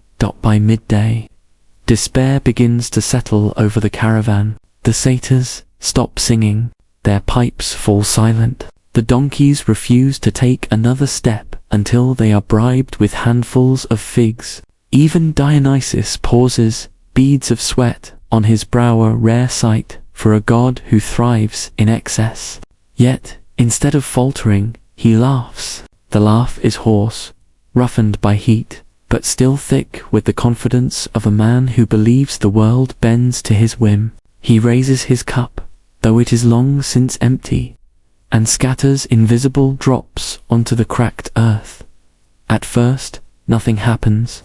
The desert swallows the gesture like it has swallowed every river that dared flow across it. But then, faintly, the soil shudders. Tiny fissures crack open. From them emerge the thinnest of shoots, green, fragile, almost translucent. They should not survive here. They should burn to ash, before they even reach the air. Yet they keep climbing, curling upward, their tips stretching toward the white sun like dancers in defiance. Within moments, the barren plain sprouts vines that twist and thrum with impossible life. The satyrs gape, mouths wide, unable to form words. The donkeys blink rapidly, certain they are hallucinating. Even you doubt your eyes, for the vines not only grow but bear fruit. Small green grapes swell into plump clusters before your gaze, gleaming with dew where no dew exists. The smells sweet, sharp, intoxicating wafts through the desert heat like a mirage made real. Dionysus kneels, plucks a cluster, and bites. The juice runs down his chin. He laughs again, louder this time, triumphant. Even in sand, he declares, pleasure finds its roots. Even in death, the vine drinks. His voice carries across the barren expanse, echoing as though the dunes themselves wish to remember it. But this miracle does not come without strangeness. The grapes here are not like those of the valleys. Their skin gleams with a faint, almost metallic sheen. Their juice is darker, thicker, as though mixed with the very essence of the desert sun. When the satyrs finally dare to taste them, they stagger immediately, overcome not just with drunkenness, but with visions. One collapses laughing, claiming he has seen rivers of fire where fish swim with golden scales. Another dances madly, shouting that the stars have sunk into the sand to sing him lullabies. A third falls silent, staring wide at the horizon as if it whispers truths only he can hear. The donkeys refuse to eat them. They mutter about danger, about poison wrapped in sweetness. But even they cannot resist the strange perfume. One eventually takes a cautious bite and promptly begins reciting poetry so solemn that the satyrs roar with laughter. You, too, are tempted. The grapes glisten in the heat, droplets of nectar sliding down their skins. You taste one, and for a moment the desert disappears. Your tongue fills with cool rivers, your eyes with visions of oases that never existed, your ears with the laughter of children who were never born. The sweetness is so pure it almost hurts. When the vision fades, you are left trembling, unsure if you swallowed fruit or dream. As night falls, the desert cools, and the vines do not wither. They spread across the sand as if they have always belonged there. Torches flicker against their glossy leaves, casting strange shadows that stretch into infinity. The satyrs, now delirious with the new grape's power, drum wildly on their barrels and sing songs in languages that might not exist. Dionysus himself glows in the firelight, his face illuminated from within, as though he has drawn starlight into his skin.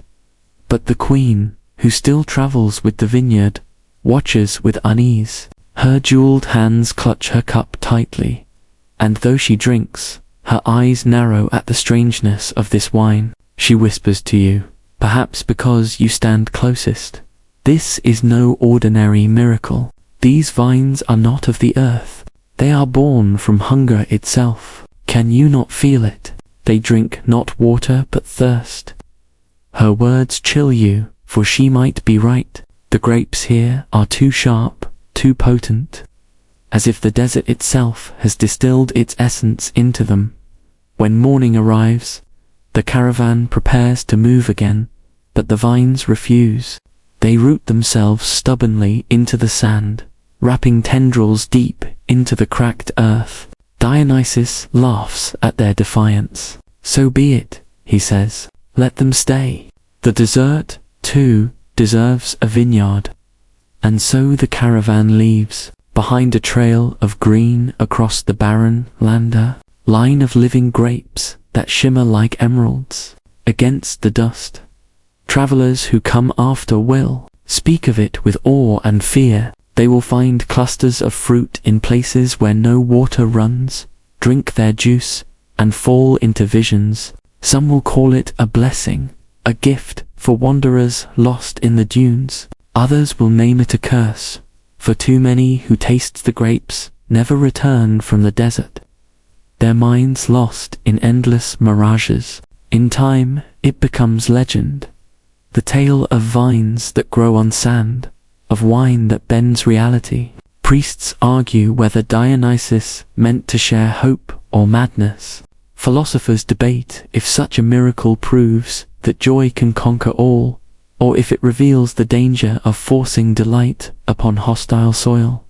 Yet for you, who walked among them, the truth feels more intimate. You remember the sweat dripping from your brow, the cracked air in your lungs, the hopelessness of the desert's silent sand, then the shock of green bursting from nothingness. You remember how the first taste nearly shattered your mind with beauty and how the second filled you with dread. You realize that the desert vines are not a gift or a curse. They are a reminder that joy, like wine, carries both salvation and danger in equal measure.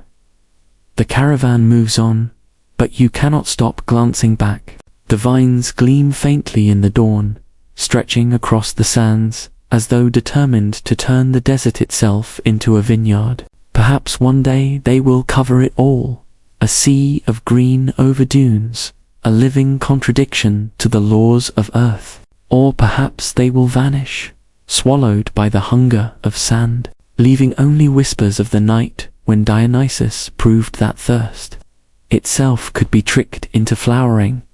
The satyrs soon recover their songs, though their music is stranger now, bent by the visions still lingering in their heads. They sing of rivers of fire, of golden fish, of stars whispering lullabies. The donkeys roll their eyes, muttering that madness has taken root as firmly as the vines.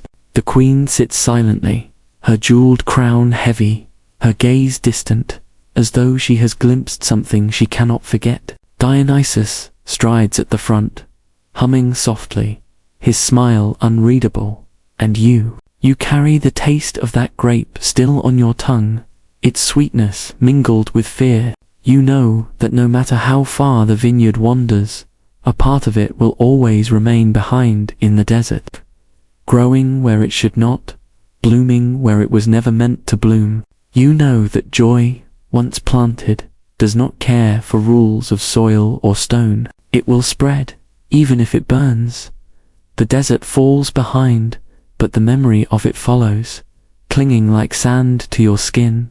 You understand now why Dionysus smiles at barren lands, why he seeks the impossible. It is not simply to prove power.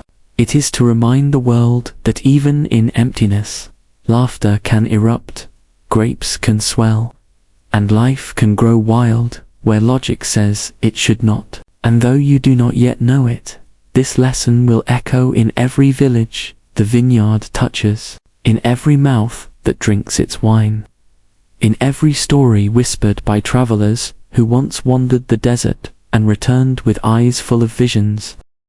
The desert lies behind you, though the memory of its strange green miracle still clings to your mind like dust in your hair. The vines march on, their leaves shaking, free bits of sand, as though proud to have conquered it. The satyrs hum snatches of odd new songs inspired by their visions.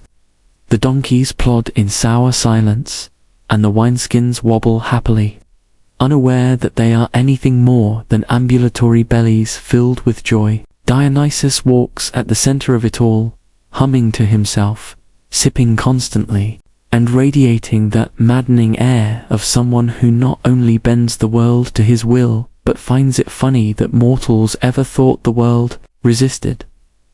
The next village comes into view just before dusk, its clay houses clustered like children huddled together for warmth. Smoke curls gently from a few chimneys, promising the comforts of stew and bread. Chickens wander the dust paths, and at the edge of the settlement, an olive press creaks in its slow labor. To any ordinary traveler, it would look like a modest, unremarkable place. But tonight, it is destined for chaos. For the wandering vineyard has chosen it as its stage, At first, the villagers are thrilled. Who wouldn't be? They see the vines dragging themselves along the road, heavy with grapes, despite the season. They hear the drunken braying of donkeys and the fluting of Satan. Children run ahead, laughing, eager to pluck fruit from the air. And when the first wineskin waddles into their midst and tips itself into a jar, the villagers erupt in cheers. Free wine, endless wine. Two people who normally spend much of the year rationing their casks and praying the harvest won't sour. This seems like divine salvation. The square fills quickly. Merchants abandon their stalls, farmers leave their tools in the fields, and shepherds drive their flocks closer just to watch. Dionysus strides into the center, as if this village was always meant to host him. With a sweep of his arm, he gestures to the vines, and they obey. Curling around doorframes, scaling walls, twining up pillars, grapes dangle from roofs like chandeliers. The smell of fermenting sweetness saturates the air. The satyrs begin their music, flutes piping, drums pounding. The villagers dance. At first, they are shy, glancing around to see who dares move first. But soon enough, the shyness burns away, replaced by that warm, heady glow that only Dionysus can spark. Feet stamp on dust. Laughter fills the air. The old clap their hands, the young leap and twirl, and the children gorge themselves on grapes until their mouths drip purple.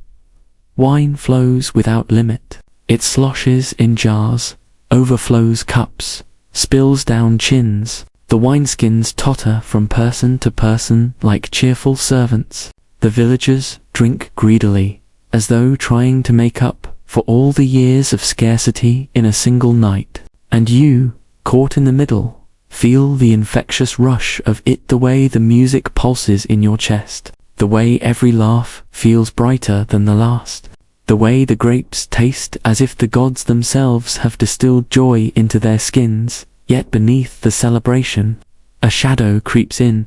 The tavern keeper's protests from days ago echo faintly in your mind. You glance around and see one man standing at the edge of the square, arms crossed, face stern. He does not dance. He does not drink. His eyes burn with the resentment of someone watching his careful order unravel. You soon learn he is the village elder, a man who has spent decades keeping this little place steady through famine, war, and taxation. To him, this sudden eruption of excess is not a miracle. It is a threat. He steps forward, his voice raised above the music. Stop this madness. Do you not see what happens?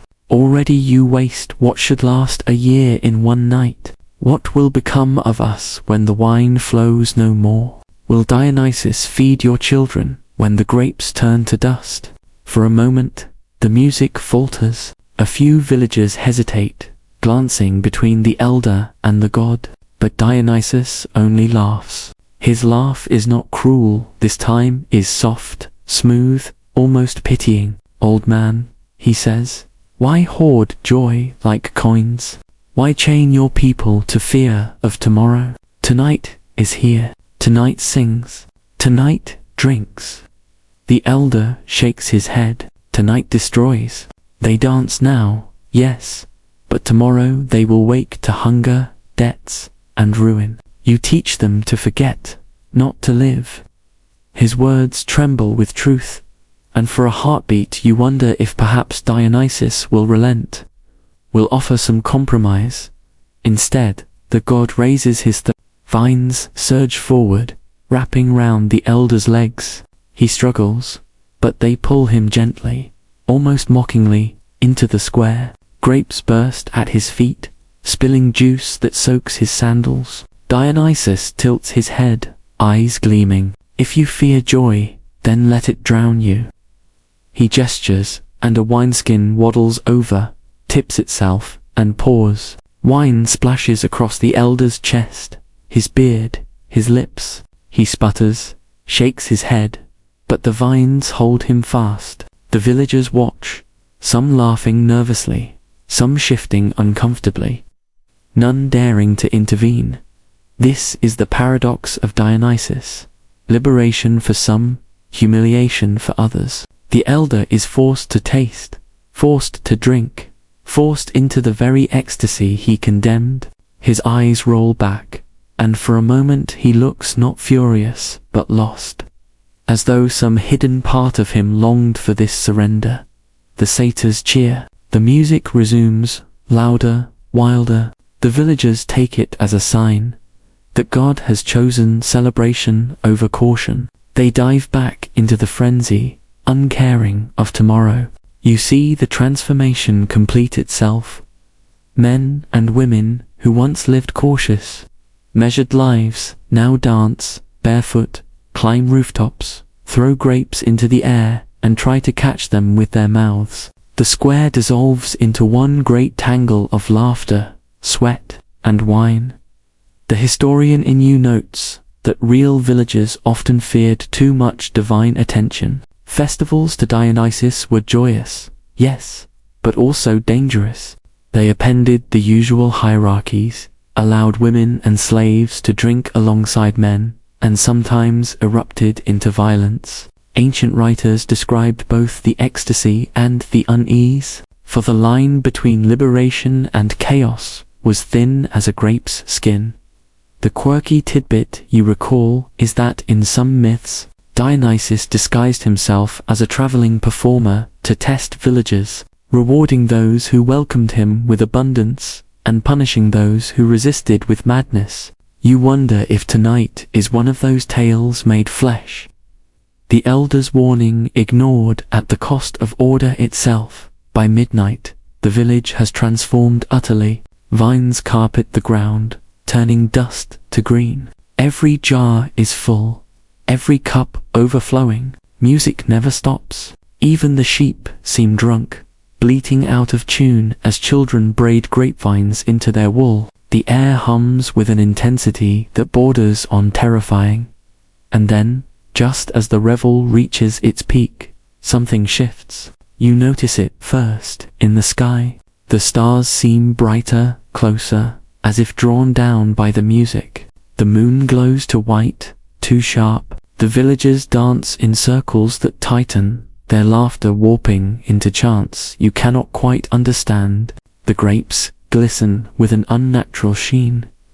Dionysus stands at the center, eyes half closed, as if guiding not just the dance, but the very fabric of reality. For a moment, you fear the village may dissolve entirely into his dream, swallowed by ecstasy so deep that morning will never return. You whisper a prayer you're not sure anyone hears, and then, just as suddenly, it breaks. The music falters, the vines retreat slightly. Dionysus opens his eyes and smiles, as though satisfied.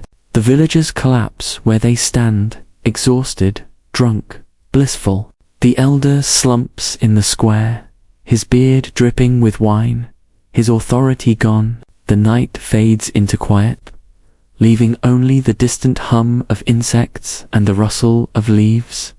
You realize then what Dionysus has done. He has not destroyed the village outright. He has tested it, stretched it, shown it a glimpse of a world without rules. Whether it thrives or crumbles after tonight is not his concern. He gives the gift, then moves on, leaving mortals to wrestle with its weight. As dawn creeps in, the caravan prepares to leave. The villagers still lie scattered in sleep, cups at their sides, purple stains on their lips. The vines withdraw from the houses, curling back into the earth as though ashamed. Only a few stubborn tendrils remain, twined around windowsills, heavy with forgotten grapes. Children will pluck them in the days to come and whisper that Dionysus once passed through here. You walk with the caravan, glancing back one last time. The village looks unchanged at a distance, but you know it has been remade. Perhaps the elder will never again hold his authority. Perhaps debts will pile, or families will fracture, or perhaps, just perhaps, they will remember the night as a blessing. and rebuild with laughter. Historians still argue whether Dionysus brought salvation or ruin to such places. And watching the faint smoke rise from the village, you find no answer yourself. The vineyard continues down the road, dragging its endless vines and barrels, leaving behind another story that will be told around fires for generations. You feel the weight of it, how joy is never free, how each gift cuts as well as heals, how a single night can change a village forever. And you wonder, quietly, what will happen when the vineyard comes to your own home? The road that stretches ahead no longer feels like simple earth beneath your feet. After so many nights spent in the wake of Dionysus, the ground seems almost alive, trembling faintly as if it too hums with the leftover pulse of drums and the tread of vines. You have left villagers behind, their walls now heavy with rumor and their people stumbling between gratitude and regret. The satyrs boast that they have converted another community to joy, though their definition of joy looks suspiciously like delirium. The donkeys claim they can smell trouble coming on the wind, though, of course, they also claim that about any uphill climb. The wineskins wobble faithfully along, too drunk to fear anything. The next stage of the vineyard's wandering reveals itself in the landscape rather than the people. Rolling hills rise before you, covered in fields of wheat, barley, and olives. The land here is fertile, golden, carefully managed. Stone walls divide farms in tidy lines. Irrigation channels glimmer in the afternoon sun, and the scent of harvest lingers in the air. You can sense the order here, men and women who work with precision, who measure their crops against the needs of their households, who bow to the rhythm of seasons instead of whims. It is here that Dionysus decides to upend the balance once more. He halts the caravan on the crest of a hill, and surveys the view with a smile too sly to be innocent. They think grain is king, he murmurs, voice rich as wine itself. Let us show them what grows faster, wilder, freer. With that, he drives his thyrsus into the earth. The ground answers instantly, trembling as though eager to obey. Vines surge from the soil, slithering over stone walls, weaving themselves into golden fields. The wheat, once proud and straight, bends under the invasion, tangled with leaves that should never have grown here. Barley stalks collapse under the weight of grape clusters swelling impossibly fast. Irrigation channels, meant for carefully measured water, fill instead with a trickle of red, as though the soil itself has decided to ferment. The farmers emerge, their tools in hand, their faces a mix of awe and horror.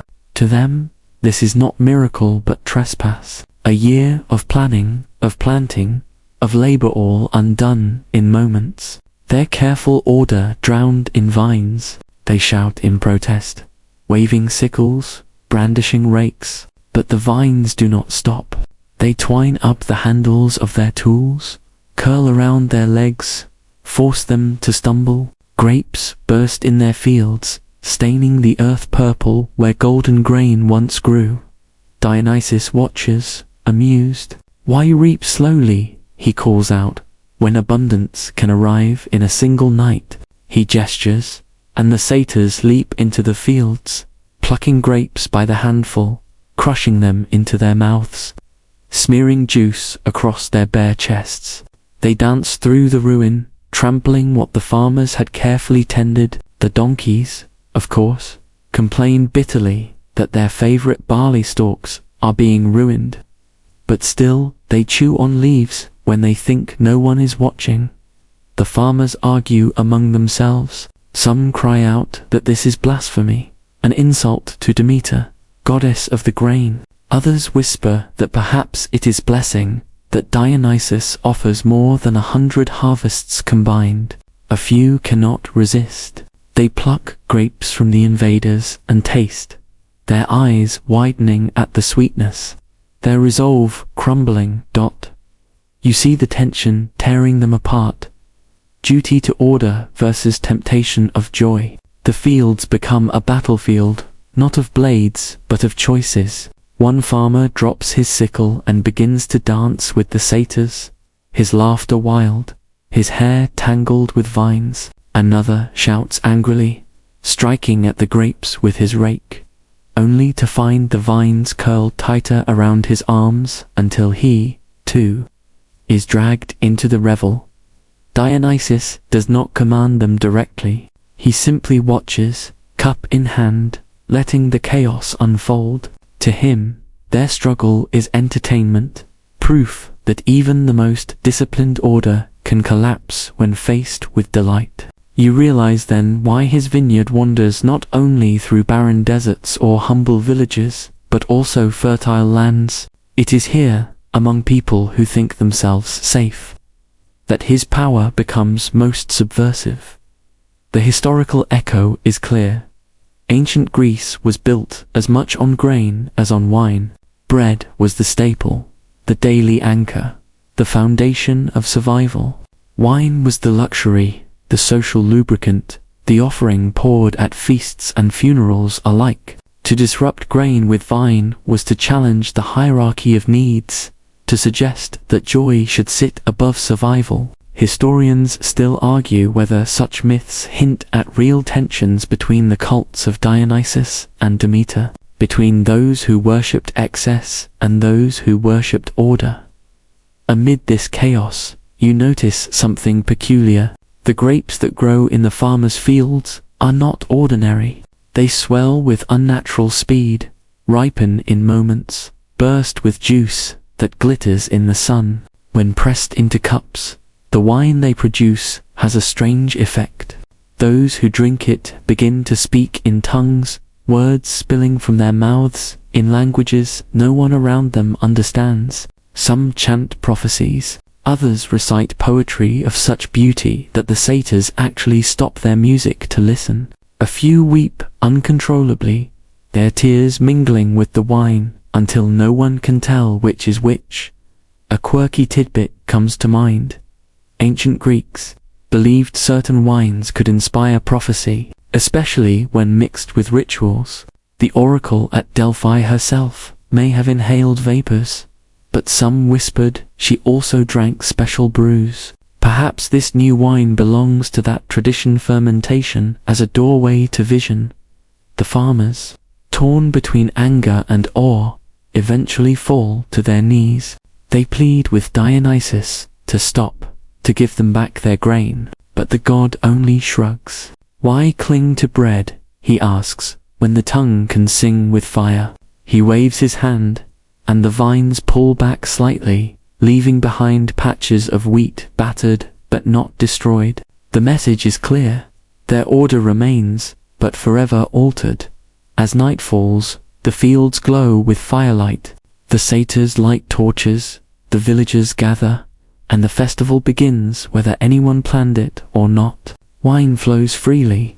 The farmers who once protested now drink alongside their neighbors, visions tumbling from their lips. Some shout prophecies of storms to come, others of golden ages, others of doom, so grand that no one can fully imagine it. The village elder from before seems almost quaint compared to the flood of warnings and revelations now pouring out of drunk farmers.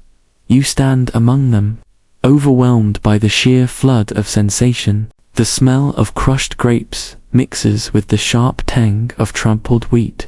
The music is louder than ever, pipes shrieking, drums pounding, voices rising in polyphonic madness. The stars overhead seem to lean closer, listening to the chaos below, and yet, amid all this, you sense a tension that cannot be ignored.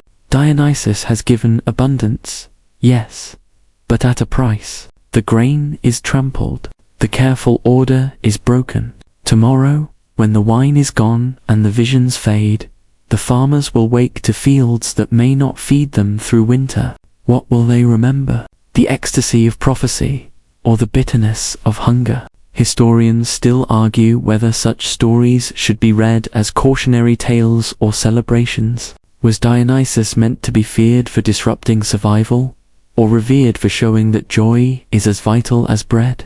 Perhaps both. Perhaps the god delights in never letting mortals choose just one meaning.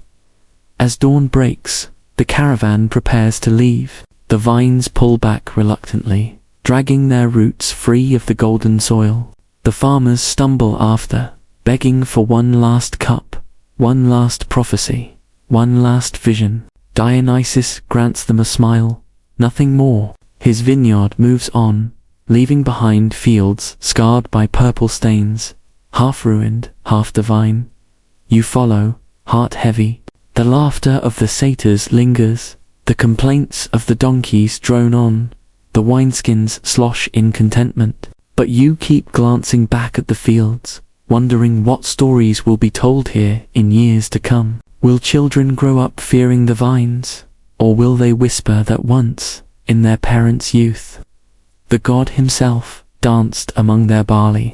And as the vineyard winds down the road, you taste a drop of the prophecy wine still clinging to your lips. It burns hotter than fire, sweeter than honey, stranger than dream. For an instant, you hear your own voice speaking in words you cannot understand, a prophecy meant for no one. Then it vanishes, leaving only the echo of laughter that may or may not be Dionysus's own. The night is long, yet in the wandering vineyard, time always folds itself into something strange. What feels like hours of walking often passes in minutes. What should be days of travel collapses into a blur of song, dance, and wine. By now you have grown used to this distortion, though you never stop marveling at how Dionysus bends the rhythms of the world. It is during one of these warped evenings that something new begins to stir, not from the vines, not from the satyrs, not even from the god himself, but from the people who stumble into his orbit. The caravan has reached a crossroads, where three dusty paths meet beneath the shade of ancient oaks. Villagers gather, drawn by rumors of wandering grapes and a god who can fill cups from empty hands. They arrive timidly at first, clutching baskets of bread or jars of olives as offerings, but soon they are swept into the revel. Fires are lit, drums begin their relentless pulse, and the satyrs stamp their hooves against the earth until the very ground vibrates with rhythm. At first, it is nothing unusual. The same drinking, the same shouting, the same stumbling dancers that have filled so many nights since the vineyard began its journey. But then one farmer's daughter, no older than 17, begins to hum. It is not a song she has learned, but one that seems to pour from her throat unbidden. Her voice is clear, trembling, hesitant at first, but when the satyrs hear it, they fall silent. The pipes falter, the drums slow, and all at once the vineyard listens. Encouraged by the hush, she begins to sing louder. Her words are nonsense, fragments of images: sun on water, a harvest moon, a hand reaching for grapes that slip away. Yet everyone listening feels as though they understand, as though her voice touches something just beneath the skin of reality. And as she sings, the firelight begins to shift. Shadows lengthen, the vines lean forward, curling in toward the flames, framing the clearing like a stage. This is the birth of theater, though none of them realize it yet. Dionysus watches, a smile tugging at his lips. He lifts his cup, drinks deeply, and with the careless wave of his hand, he summons masks. They do not descend from the sky or appear in a flash of light, they simply are. Hanging from branches, woven from vines, formed from shadows, faces with exaggerated mouths and wide eyes stare down at the revelers. One of the satyrs, bold as always, plucks a mask from the branches and presses it to his face. At once, his posture changes. He no longer shuffles with drunken mischief, but struts with authority, barking words as though he were a king on his throne. The crowd roars with laughter.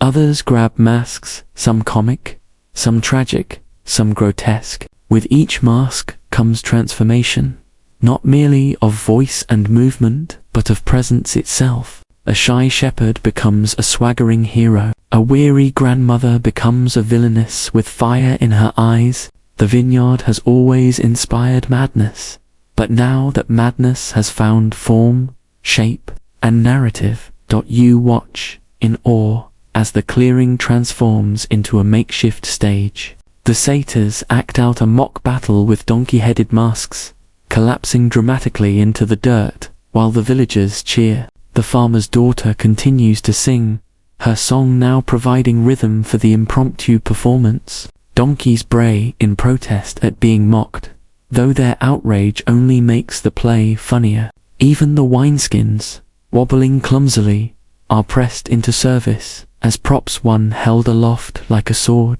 another treated as a newborn child in a parody of a family drama. The more they play, the more structured it becomes.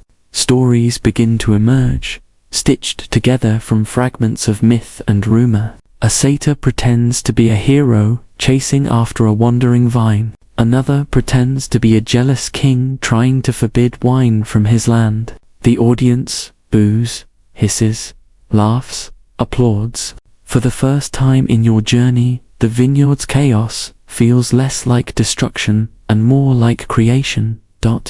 It is easy to see why, later, Greeks would come to associate Dionysus not only with wine but with theatre. The god of ecstasy is also the god of masks, of transformation, of roles that allow mortals to step outside themselves. In this moment, under the oaks and torchlight, that connection becomes living truth. As the night deepens, the performances grow stranger. The masks no longer need to be worn.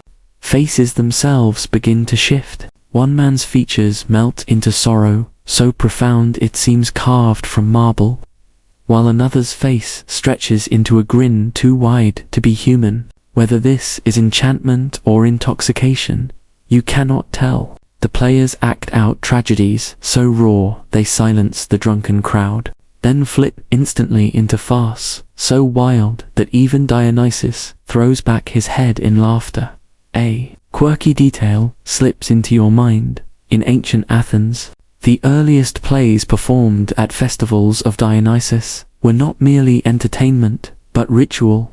To watch an actor mask himself as a god or a hero was to blur the boundary between myth and reality, between human and divine. Here, in this wandering vineyard, you are seeing the seed of that ritual sprout. The farmer's daughter, her voice now hoarse, collapses beside the fire. But others take up her song.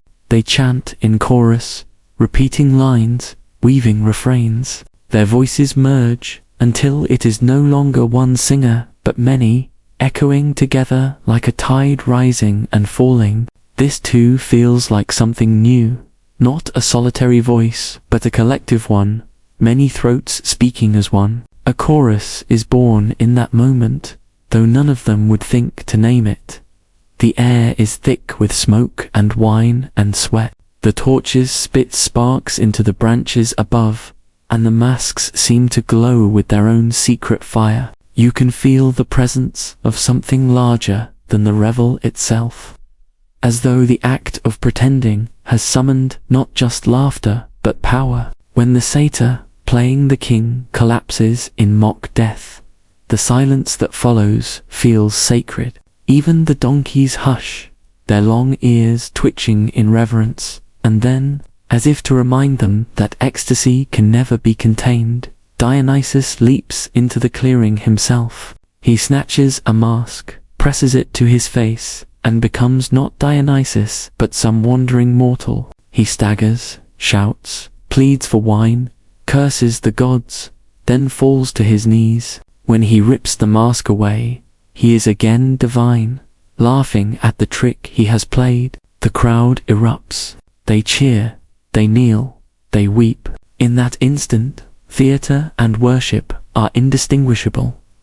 The night does not end with exhaustion. Instead, it dissolves into dream. One by one, players collapse in the grass, still clutching their masks. Villagers curl against each other, wind-stained and smiling. The vines themselves seem to sag with satisfaction, their leaves trembling softly in the breeze. The farmer's daughter, whose voice began it all, lies beneath the largest oak, her mouth curved in a quiet smile as though she has sung herself into a different world.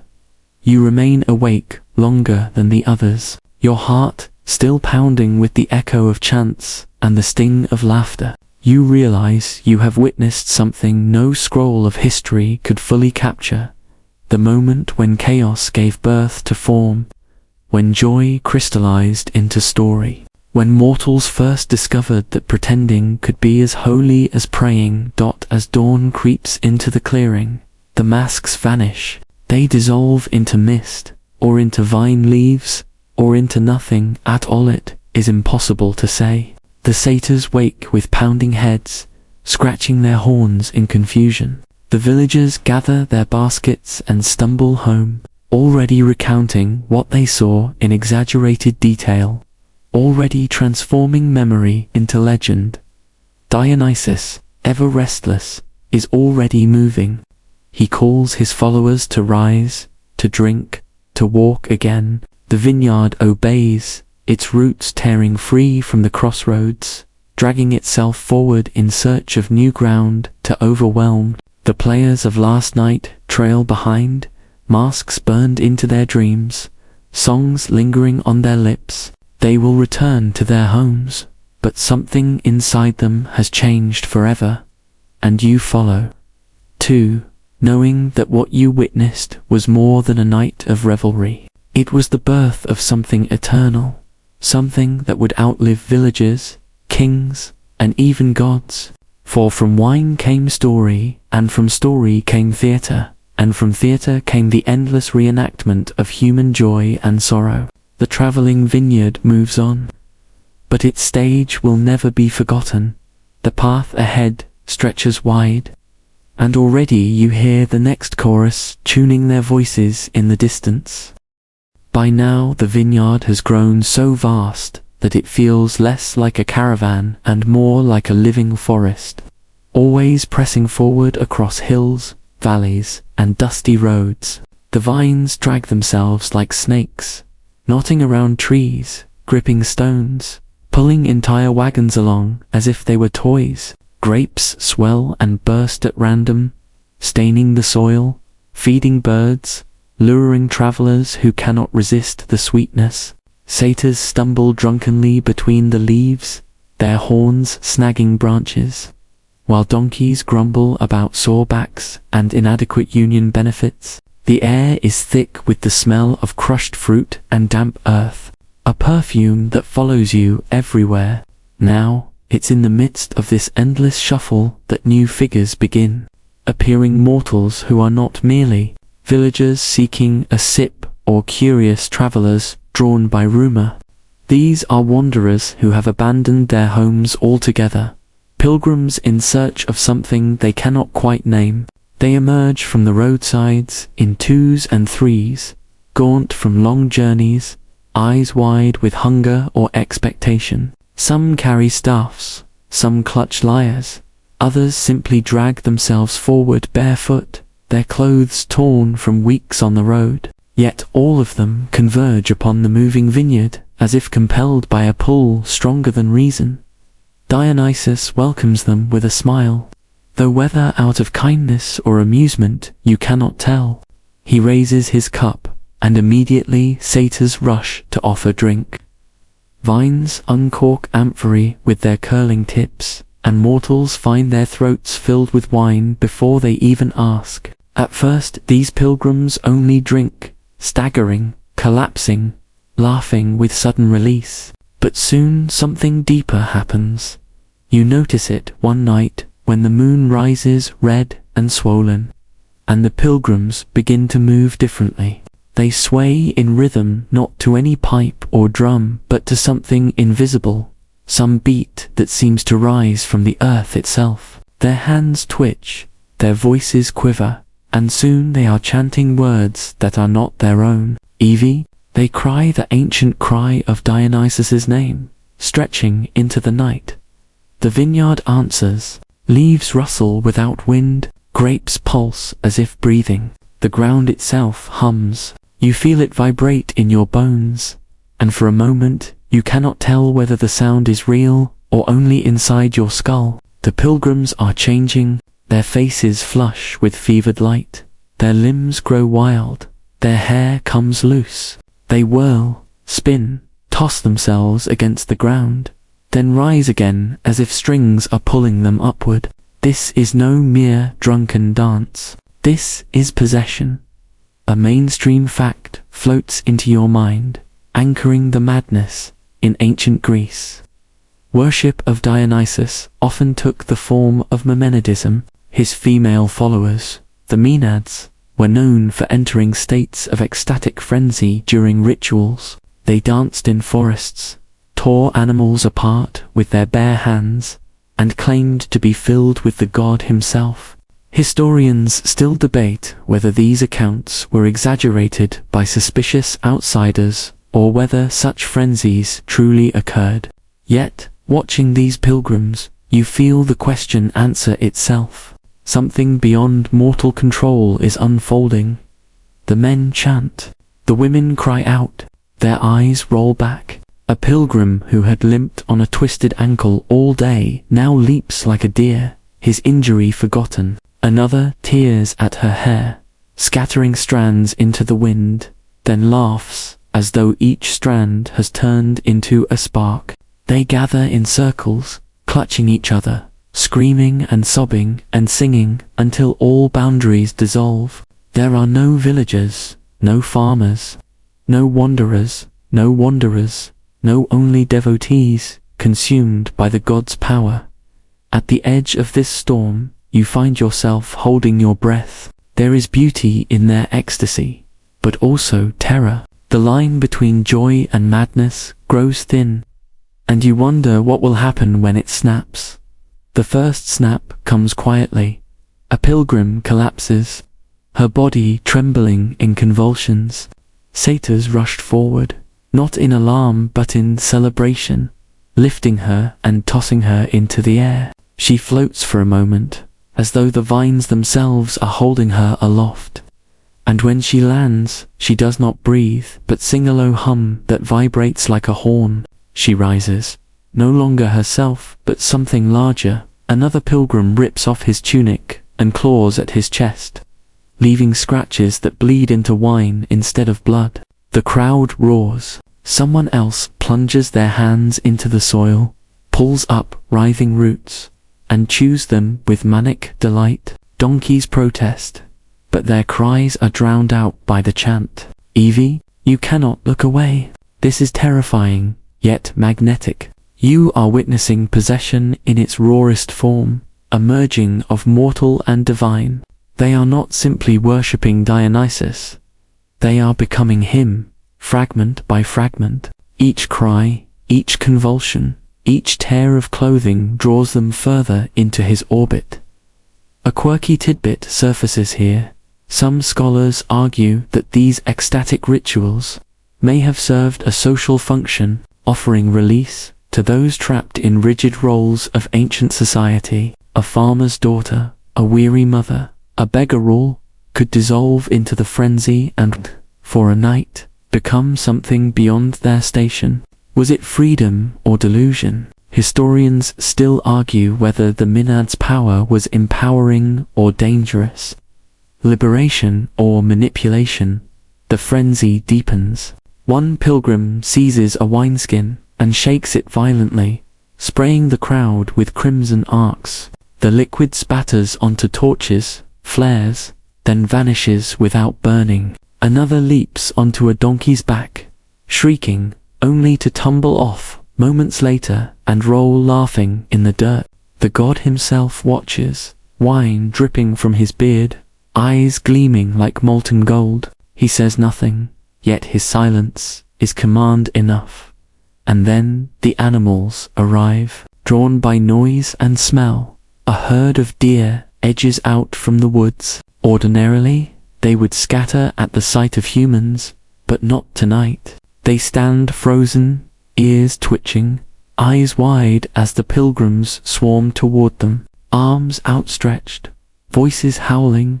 They chase the deer with wild speed. The animals bound, but the humans keep pace, their strength doubled by possession. A deer stumbles, surrounded instantly, and before you can blink, it is torn apart by bare hands. The crowd drinks its blood as though it were wine. Their mouths are stained, their eyes shining, their voices rising in ecstatic triumph. You flinch, but no one else seems horrified. They are too far gone to see savagery only miracle. The vines shiver, grapes swell, burst, gush. The air reeks of iron and sugar, of life and decay entwined. You realize the frenzy is both creation and destruction, both theater and slaughter, both prayer and chaos. Dionysus has no boundaries, and neither do his followers once they surrender to him. A joke flits bitterly through your mind. Imagine explaining this to a sober tax collector. Yes, sir, the vineyard passed through, and now half the villagers are tearing wildlife apart with their teeth. Shall I put that under religious expenses on the ledger? But the humor dies as you watch the pilgrims sink deeper. Some are no longer recognizably themselves. Their eyes gleam animal bright, their nails sharpen into claws. Their bodies seem to stretch and twist as though vines have rooted inside their veins. Whether illusion or reality, you cannot tell. You only know that when they scream, it rattles your spine. And yet, amid the horror, you also sense release.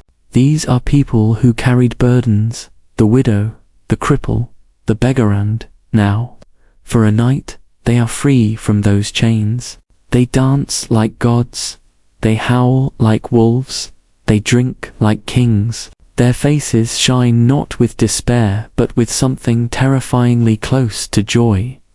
As dawn breaks, the frenzy ebbs, exhaustion replaces ecstasy. The pilgrims collapse in heaps, their bodies slick with sweat, their mouths stained dark. Some sleep, others weep, a few stare blankly at the sky, their eyes still lost in visions. The deer carcass lies forgotten at the edge of the clearing, already half covered by vines. The donkeys return to grazing, muttering about overtime pay. The wineskins roll themselves upright, humming lullabies as though to soothe the trembling mortals. Dionysus raises his cup one last time, draining it to the dregs. His voice carries over the hushed aftermath. You see, to know me is to lose yourself. To lose yourself is to be free. He turns, and the vineyard lurches forward once more, dragging the weary pilgrims along with it. You walk with them, shaken but unable to turn away. You know you have just witnessed something that defies reason: ecstasy as devotion, madness as worship. And you know it will not be the last time. The vineyard always demands more, and the god always answers. The vineyard moves on, slower now, as though the frenzy of the last gathering weighed heavily on its roots. Grapes still swell and burst, wineskins still hum their tuneless songs. Satyrs still stumble and argue about who drank whose ration, but an undercurrent of silence clings to the procession. It is not the hush of peace, but the pause after a storm, the kind that leaves the air charged and brittle, as though something greater waits just beyond the next bend in the road. You feel it pressing against your ribs, anticipation mixed with dread. It is in this strange, heavy quiet that the caravan begins to attract not just wanderers, villagers, or pilgrims, but people of higher station and voice, priests, and eventually kings. Word of a vineyard that walks and a god who travels at its heart cannot remain hidden. News spreads faster than vines creep, carried by sailors, merchants, and gossiping servants. Soon enough, it reaches royal ears. And curiosity proves as irresistible to them as it does to anyone else. The first royal audience occurs at a dusty plain, where the vineyard is met by soldiers clad in bronze and linen, their spears glittering in the sun. At their center rides a king, not one of the great names of myth, but a local ruler whose lands lie directly in the vineyard's path. He is a stout man, sweating beneath his crown, his eyes darting nervously as he surveys the satyrs, the vines, the strange procession of donkeys and wobbling wineskins. His troops are disciplined, yet their formation falters at the sight of grapes crawling across the earth like serpents. Dionysus greets him with lazy indifference, reclining atop a barrel that somehow rolls forward without spilling him. The god raises a cup as though toasting the king and calls out with that teasing lilt in his voice, "Care to join us, your majesty? The first drink is free, the second cheaper than your taxes." The king frowns, perhaps uncertain whether to take offense or laugh. He chooses laughter, though it sounds hollow. He declares that he has come to witness this marvel for himself, to see whether rumors of divine madness are true.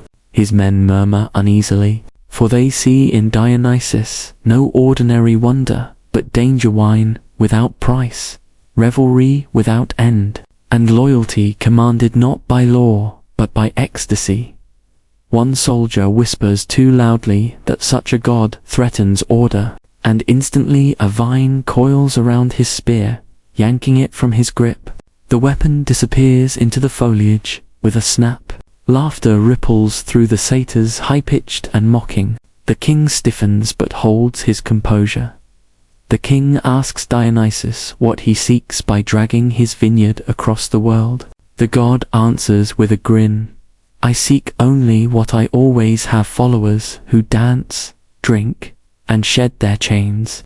I give them joy, and they give me themselves." Here lies the heart of the tension. Kings demand obedience, built on fear, taxes, and law. Dionysus demands surrender, built on delight, intoxication, and freedom. The two cannot coexist. The king knows this, and so does the god, though only one of them seems worried about it. To show his power, the king orders his men to seize a wineskin. They lunge forward, spears ready, but the wineskin rolls nimbly aside. Another topples into their path, tripping one soldier flat on his face. Grapes burst beneath their boots, spraying juice that makes the ground slick. The soldiers slide, tumble, curse. Satyrs bray with laughter, slapping their thighs. Even the donkeys join in, their hee-haws echoing across the plain. Embarrassed, the king commands silence. He insists he is not afraid, though his trembling hand belies him. Dionysus raises his cup again and drinks, and at once the soldiers' helmets sprout vines. Grapes swell from their crests, dangling over their faces, blinding them. They stumble and tear the fruit away, but more sprouts instantly, until they collapse under the weight of it. The king, seeing his army reduced to clowns in moments, turns pale. Yet Dionysus does not strike him down. Instead, he steps lightly from his barrel and approaches, his robe glittering like liquid night, his hair tangled with ivy. He leans close, breath warm with wine, and whispers so softly you can barely hear. "Rule your people if you must, but know this: when they tire of your laws, they will find me, and once they taste my cup, you will have no hold on them." The king trembles but dares not argue. He nods, stiffly, retreats, and gathers what dignity he can. His soldiers drag themselves away, still plucking grapes from their armor. The royal entourage flees, leaving only laughter and purple stains behind. Historians still argue whether myths like this reflect real clashes between Dionysian cults and established political powers. Some say kings feared the god because his worship dissolved hierarchies, peasants and nobles. alike became equals in the frenzy. Others argue these stories were symbolic, reminders that joy and madness always threaten the rigid order of states. Perhaps both are true. The vineyard moves on, but royal encounters become more frequent. In one city, priests greet Dionysus with cautious ceremony, offering censers of incense and golden cups of already consecrated wine. They attempt to fold him into their existing pantheon, to domesticate him with ritual and rules. Dionysus plays along for a night, accepting their offerings, letting them chant hymns. But when morning comes, the temple walls are crawling with vines, and the sacred statues wear masks that leer with drunken grins. The priests wake hungover, half naked, clutching grapes in their fists. They fall to their knees, bewildered, uncertain whether they have been blessed or mocked. In another kingdom, a young queen joins the revel herself, throwing aside her jeweled crown to dance barefoot with satyrs. Her courtiers gape as she drinks straight from a wineskin grape juice, staining her gown. For 3 days, the court is lost in a haze of music and frenzy. When the vineyard finally leaves, the queen refuses to reclaim her throne. She follows Dionysus barefoot down the road, her crown abandoned in the mud. Her kingdom fractures within weeks, courtiers squabbling for power while their queen laughs among the vines. A quirky tidbit surfaces here. In some traditions, rulers genuinely did fear the cult of Dionysus, banning his worship in certain places. The Romans, for instance, tried to suppress the Bacchanalia in 186 BCE, claiming the rites were too wild, too dangerous, too subversive. Of course, banning wine cults proved about as effective as banning laughter. But not every royal encounter ends in submission. One stubborn king sends an army not to greet, but to destroy. His soldiers march with discipline, shields gleaming, eyes hard. They surround the vineyard, shouting threats. Satyrs snicker, donkeys mutter that this will end poorly, and the wineskins wobble nervously. Dionysus merely sips his drink, unconcerned. The soldiers advance, spears jab, torches blaze, and for a moment it seems the vineyard will burn. But then the torches sputter, not with flame but with fountains of wine. The soldiers stagger as their weapons twist into writhing vines. Their shields sprout ivy that constricts their arms. Panic erupts. Men throw down their arms and flee, their discipline crumbling faster than the grapes bursting at their feet. At the center of it all, Dionysus' laughter sound like music and thunder mingled. He does not lift a finger, yet his presence alone undoes armies. The king himself, watching from afar, collapses in despair. His rule ends not with conquest, but with a laugh and a cup of wine. The lesson is clear. Power built on force crumbles before joy. Laws break where laughter spreads. No matter how many soldiers a king commands, he cannot command ecstasy once Dionysus has sown it. And yet, you cannot help but feel uneasy. Joy sounds harmless, but when it grows into frenzy, it can topple thrones, dismantle cities, unravel order itself. Perhaps that is why rulers feared him, not because he was cruel, but because he was irresistible. A spear can be deflected. A god who makes peasants and queens dance together until they forget their duties, that cannot be fought. As the vineyard lumbers onward, you hear whispers among the satyrs. They gloat about kings humiliated, armies undone, temples transformed into taverns. Yet beneath the glee lies something darker, the awareness that the more powerful figures notice the vineyard, the greater the danger grows. If small kings fall so easily, what will happen when the god meets empires? For now, though, the road is theirs. The vines crawl forward, grapes burst, donkeys grumble, satyrs sing off-key. Dionysus, triumphant as ever, reclines upon his barrel, and lets the world stumble toward him, and you, still caught in this endless parade, cannot help but wonder what kind of ruler god or mortal could possibly withstand him. The road winds onward, and the vineyard grows darker as it moves toward the edge of the world, where stories grow thin and myths collapse into silence. The laughter has not vanished, but it has changed. It no longer bursts bright and wild. It drifts low and weary, like the last embers of a dying fire. Even the satyrs, those eternal revelers who never tire of jokes, wine, or mischief, walk more slowly now. Their songs falter mid. The donkey's bells chime with a tired rhythm. The air itself feels heavier, soaked with memory and regret. You notice the vines are different, too. The leaves, once vibrant green, now shimmer with deep purple hues, almost black in the twilight. Clusters of grapes hang heavy as though swollen with the weight of centuries. The vineyard itself seems to breathe slower, each rustle of leaves a sigh. It is as if the god himself, once the very embodiment of wild motion, has begun to sense the weariness of eternity.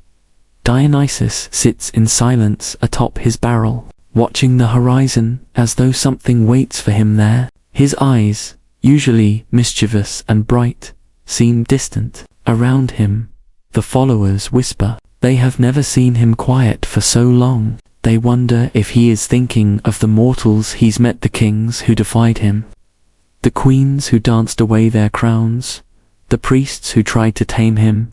Perhaps he thinks of his birth, torn from the mortal world only to become something immortal and unbound. Or perhaps, they whisper, he is listening to something none of them can hear. As dusk falls, a soft wind rises, carrying the scent of the sea. The god finally stirs, stands, and looks to the west. We've reached the edge, he murmurs. The satyrs glance around, confused, for there is no cliff, no shorenly endless plain. But Dionysus walks forward, and as he does, the vines part to reveal a faint shimmer, a veil so thin it almost isn't there. The vineyard stops just short of it, the leaves trembling as though afraid.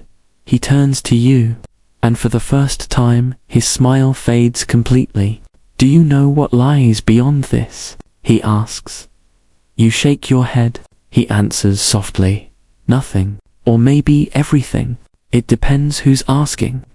For a god of life, of wine and rebirth, this moment feels wrong. He is not supposed to stand before endings, yet here he is, the eternal wanderer, staring into the abyss where even stories dissolve. The followers watch in silence. Some kneel, others clutch their wineskins tightly, as though afraid the laughter will never return. The air feels electric, alive with something vast and sorrowful. Dionysus raises a hand, and suddenly, the vineyard begins to move again, but not forward. It begins to circle itself, spiraling inward, its vines coiling tighter and tighter around the god. The ground trembles, grapes fall like rain. The air fills with the smell of fermentation, sweet and sharp. The satyrs panic, thinking the vineyard is collapsing, but Dionysus lifts his voice, and the sound freezes them in place. It is not laughter, not song, it is something older, deeper, almost mournful. He speaks, and his words carry through the vines like thunder. All things that live must change, and all things that change must end. Even gods are not spared from weariness. He looks at his hands, at the faint stains of wine that never wash away. I have given the world joy. I have shown mortals that life, even in its sorrow, can be beautiful. But joy without end becomes torment. Even laughter, if it never stops, turns into madness. He steps down from his barrel. The satyrs flinch, unsure what he intends. I have wandered long enough, he says. It is time to rest. The satyrs cry out. You can't rest. The world needs your wine. The mortals wait for your festivals, they dance, they sing your name. Dionysus turns toward them, and his gaze softens. They will still dance, they will still drink, they will call my name under the stars and in the taverns, but they will do so without seeing me, and that is how it should be. He walks to the center of the spiral, where the vines have coiled into a thick, living mound. The ground glows faintly beneath his feet. Each step he takes makes the grapes tremble, bursting one by one until the air shimmers with wine mist. He spreads his arms, and the vines rise around him like loyal servants. For a moment, it seems he will let them close completely, but then he pauses, glancing back at you. Do you understand now why I wandered? He asks quietly. You hesitate, unsure. He smiles faintly. It was never just to spread joy. It was to remind the world that life cannot be controlled, that it grows wild, refuses boundaries, and dances even when the gods are weary. That is the gift of the vine. And with that, he lets the vines wrap around him. They twist and climb, covering his body until only the faint shimmer of his eyes remains.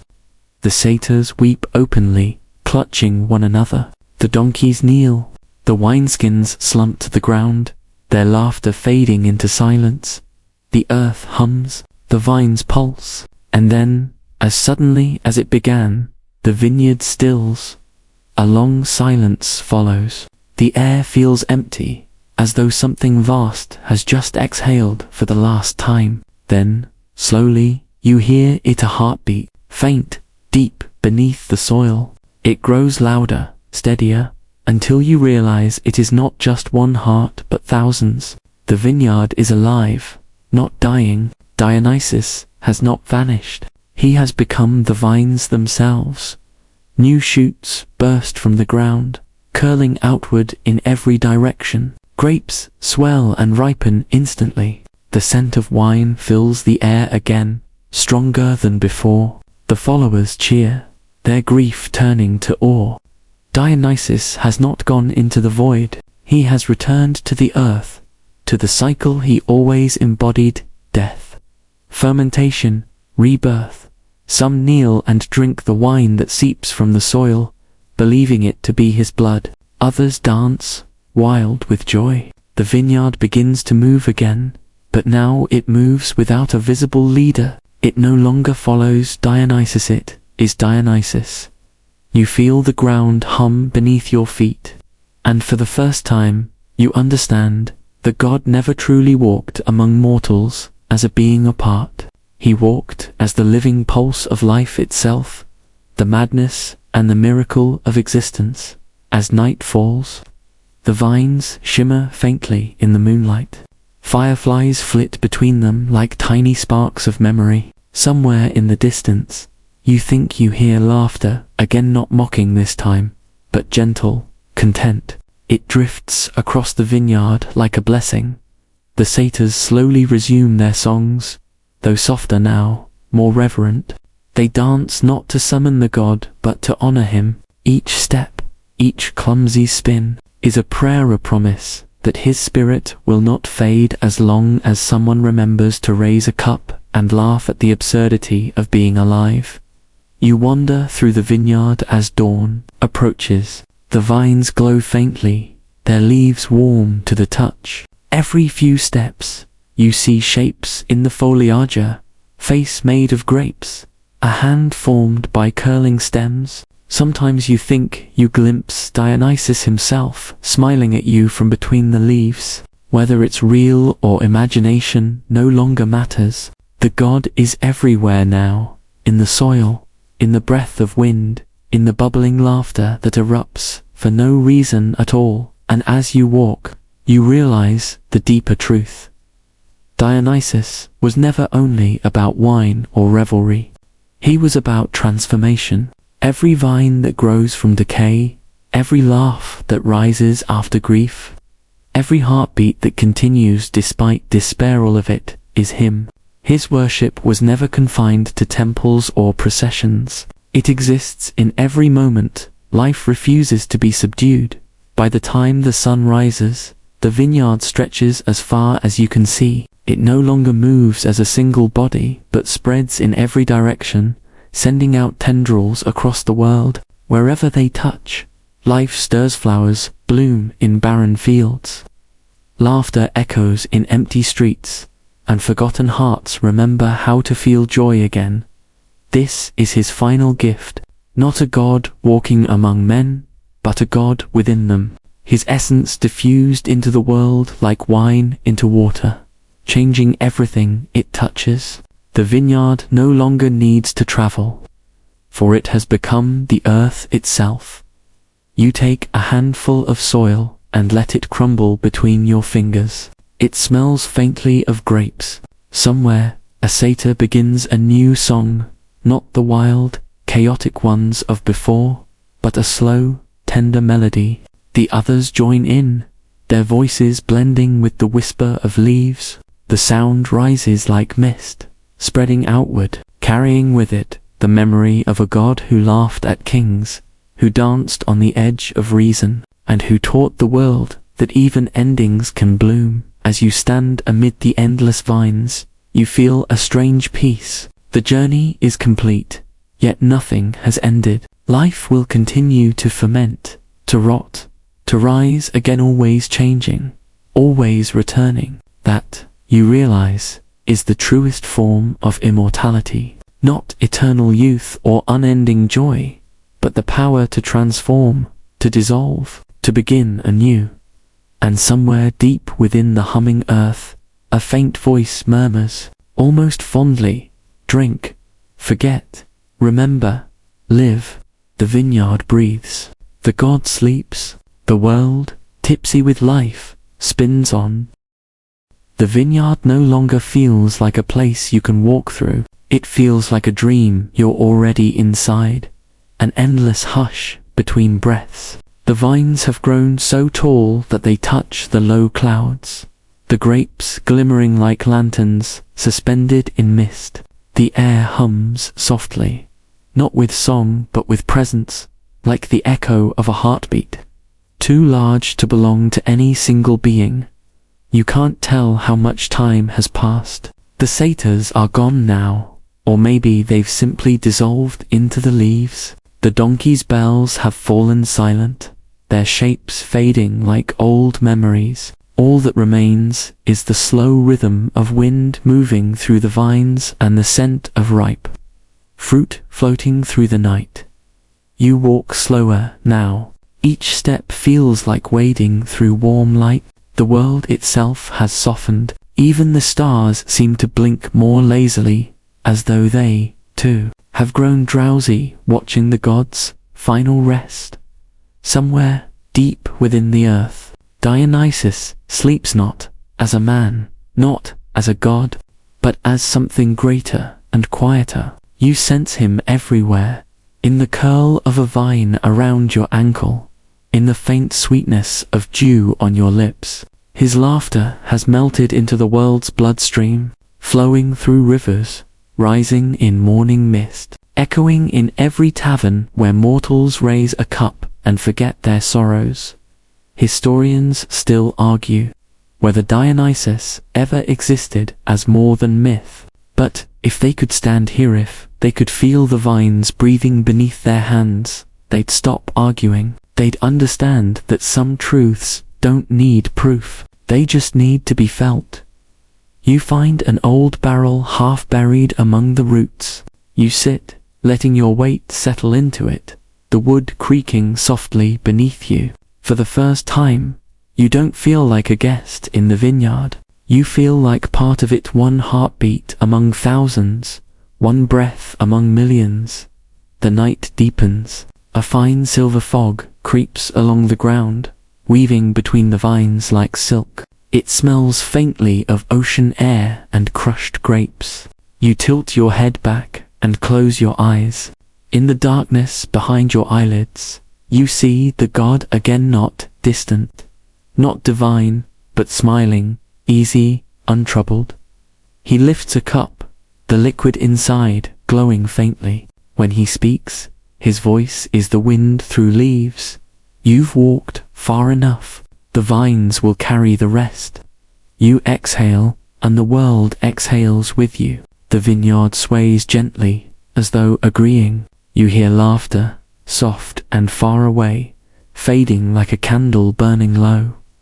The story doesn't end, it just dissolves into calm. Dionysus is not gone, he's become the silence between heartbeats, the sweet pause between one sip and the next. The vineyard fades now, slowly, like mist unraveling under the weight of dawn. The vines blur into soft shadows, the air thick with the scent of sleep and warm soil. You can still taste the echo of wine on your tongue, faint like memory, sweet as peace. The sound of the gods' laughter lingers one last time, quiet as a sigh, then melts into the hush of early morning. Your breathing slows to match the rhythm of the world around you. Every inhale draws in the last warmth of Dionysus's feast. Every exhale releases the noise of waking life. The vines no longer move.